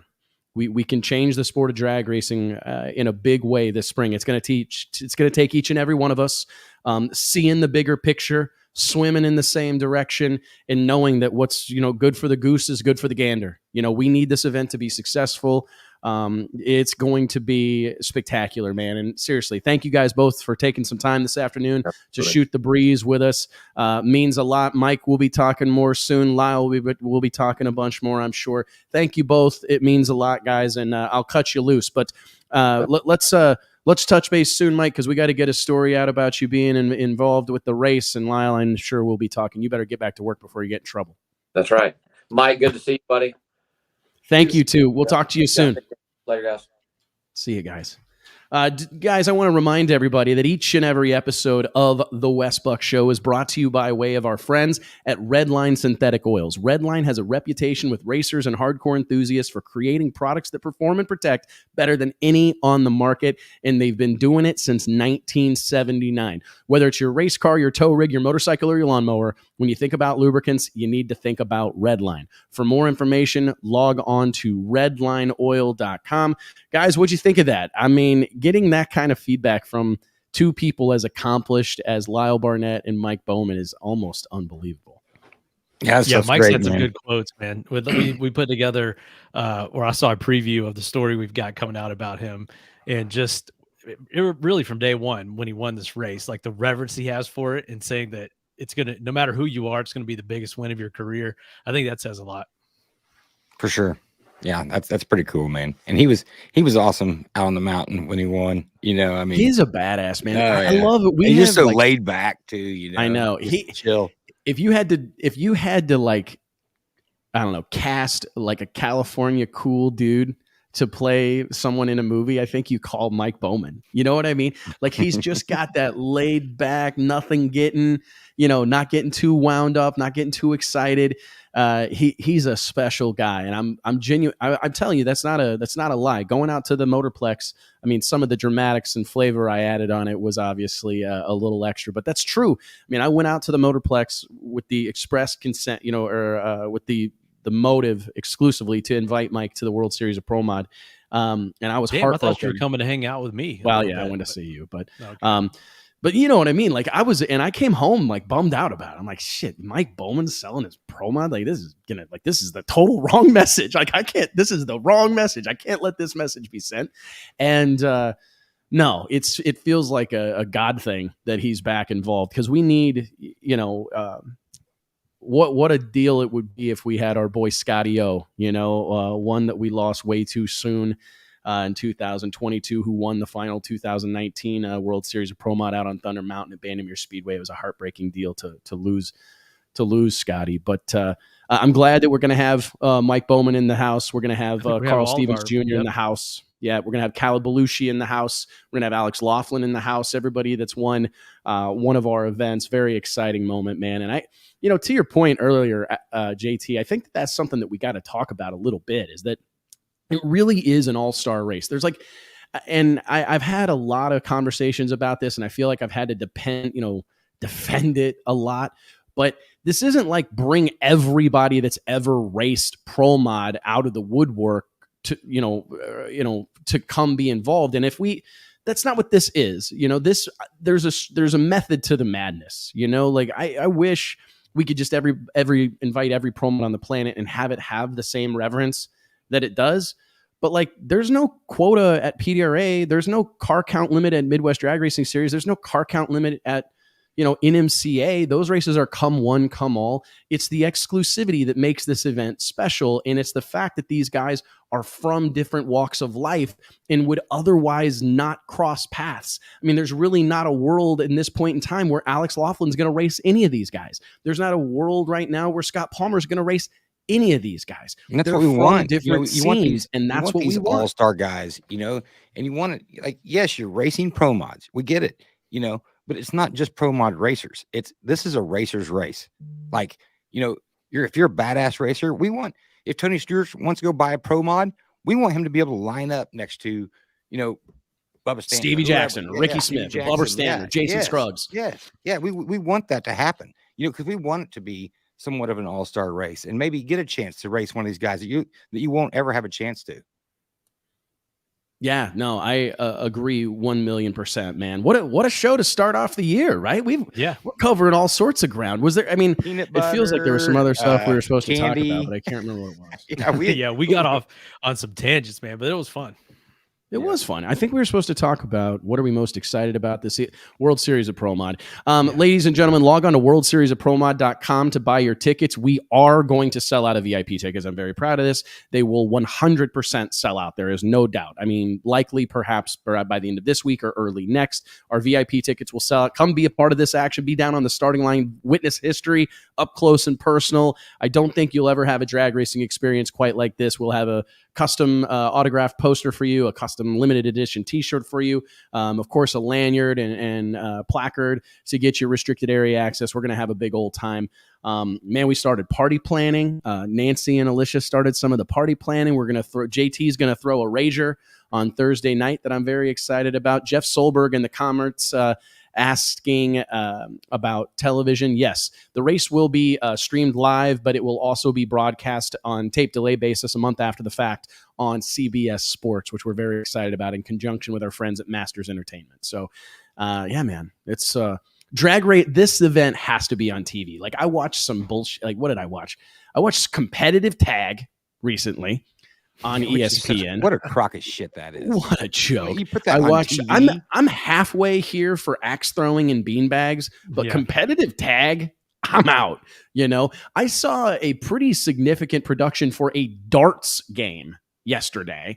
Drag racing needs to be on cable television. This is going to be a really, really, really big deal. It's great for our racers too, because I hope I was actually working on some demographic information from CBS this morning, because I think it's important our racers get their hands on this stuff, because they need to put this information in front of their sponsors and their partners and say, hey, look, not only are we getting to race in the biggest Pro Mod race in the history of the known universe, but we're going to be on TV. There's $100,000 up for grabs. I mean, this is a big, big, big opportunity for our racers, which we're very excited feather in about. The cap for racers when they can put that in their sponsorship deck. Because honestly, especially the bigger companies, that's the first thing they're looking for, or that's what they want to see, or the first question they ask: is this on TV? Still is. I mean, even though we've got it, YouTube, internet, streaming, whatever. What do you make of that? Because don't you think, listen, we're obviously big live streaming people, but we've said TV's where it's at. Look at Street Outlaws, man. I mean, what would that be with no TV? Well, yeah, I mean, it wouldn't be anything, right? So, yeah, and people got to use that information as well. I don't even think they dig for it enough. I mean, Well, it's not easy to get. It's not easy, but if you pay attention throughout the year and keep track of that stuff, PD Small Block used to run an ad. Used to run like 3 ads for each race that he put on.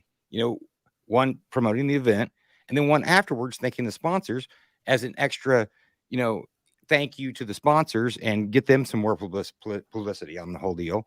And then they also, like we did it for Alex Laughlin one time. He called and said, "Hey, is there any way you can kind of find out like how many times I've been in the magazine the last year?" And we drafted a letter on how many times he'd been in the magazine, and that we talked about him regularly on the show, but he used that in his deck to show his sponsors, that he's given them the return on investment that they're expecting. I completely agree. And it's, and I'm proud of that. Like for us to put Pro Mod Racing on television and make sure that it's going to be in front of a multi-million person audience, that's where this deal needs to go, man. I mean, it's a big, I think if that's the main takeaway or like the most significant thing that happens, that's all that we need to happen is this race needs to be on TV. And it was cool because at PRI, I sat down and chatted with Sam Corcus from MPK for a little while. And I was talking to him about this TV deal. And he was like, "You're on it. This is like, this is what it takes. Like, this is a big step in the right direction is getting this deal on television." So I'm really proud of it, man. It's going to be exciting at the bare minimum. Yeah. We've got a few more drivers to announce, right? We've got a few more drivers to announce. There's going to be a little bit of movement, and that's the thing is like we're under pressure from CBS to deliver a hell of a show, right? Under pressure from everybody. The bar is going to be the hype, and the bar is raising every day. So we better get to work, man. Oh, dude, we've got a lot of ground, and that's the thing is, and you also know that like things are going to happen. Stuff gets torn up in testing. Things happen in people's lives that change things. So there's we got to make sure. I got to tell you, this Mountain Motor Pro Stock Invitational is going to be bonkers. I mean, the fact that we got like Erica Enders lining up against Elijah Morton and Dylan Voss, and I mean, we got some hitters. Richard Freeman's going to be making, his be competing in this event. I was about to say debut, but he's an old school Mountain Motor Pro Stock guy.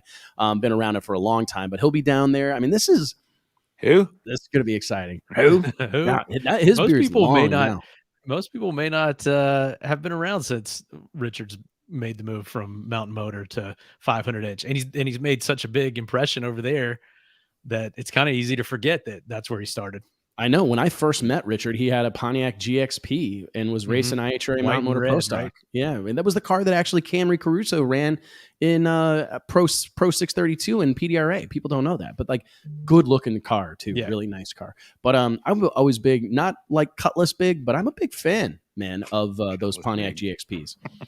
Those are good looking race cars. All right, guys, let's wrap this bad boy up. And real cars. Yeah, that's for sure. I ain't real big on old Cutlasses unless they're pro stock style cars, You mean like your grandma's old Cutlass?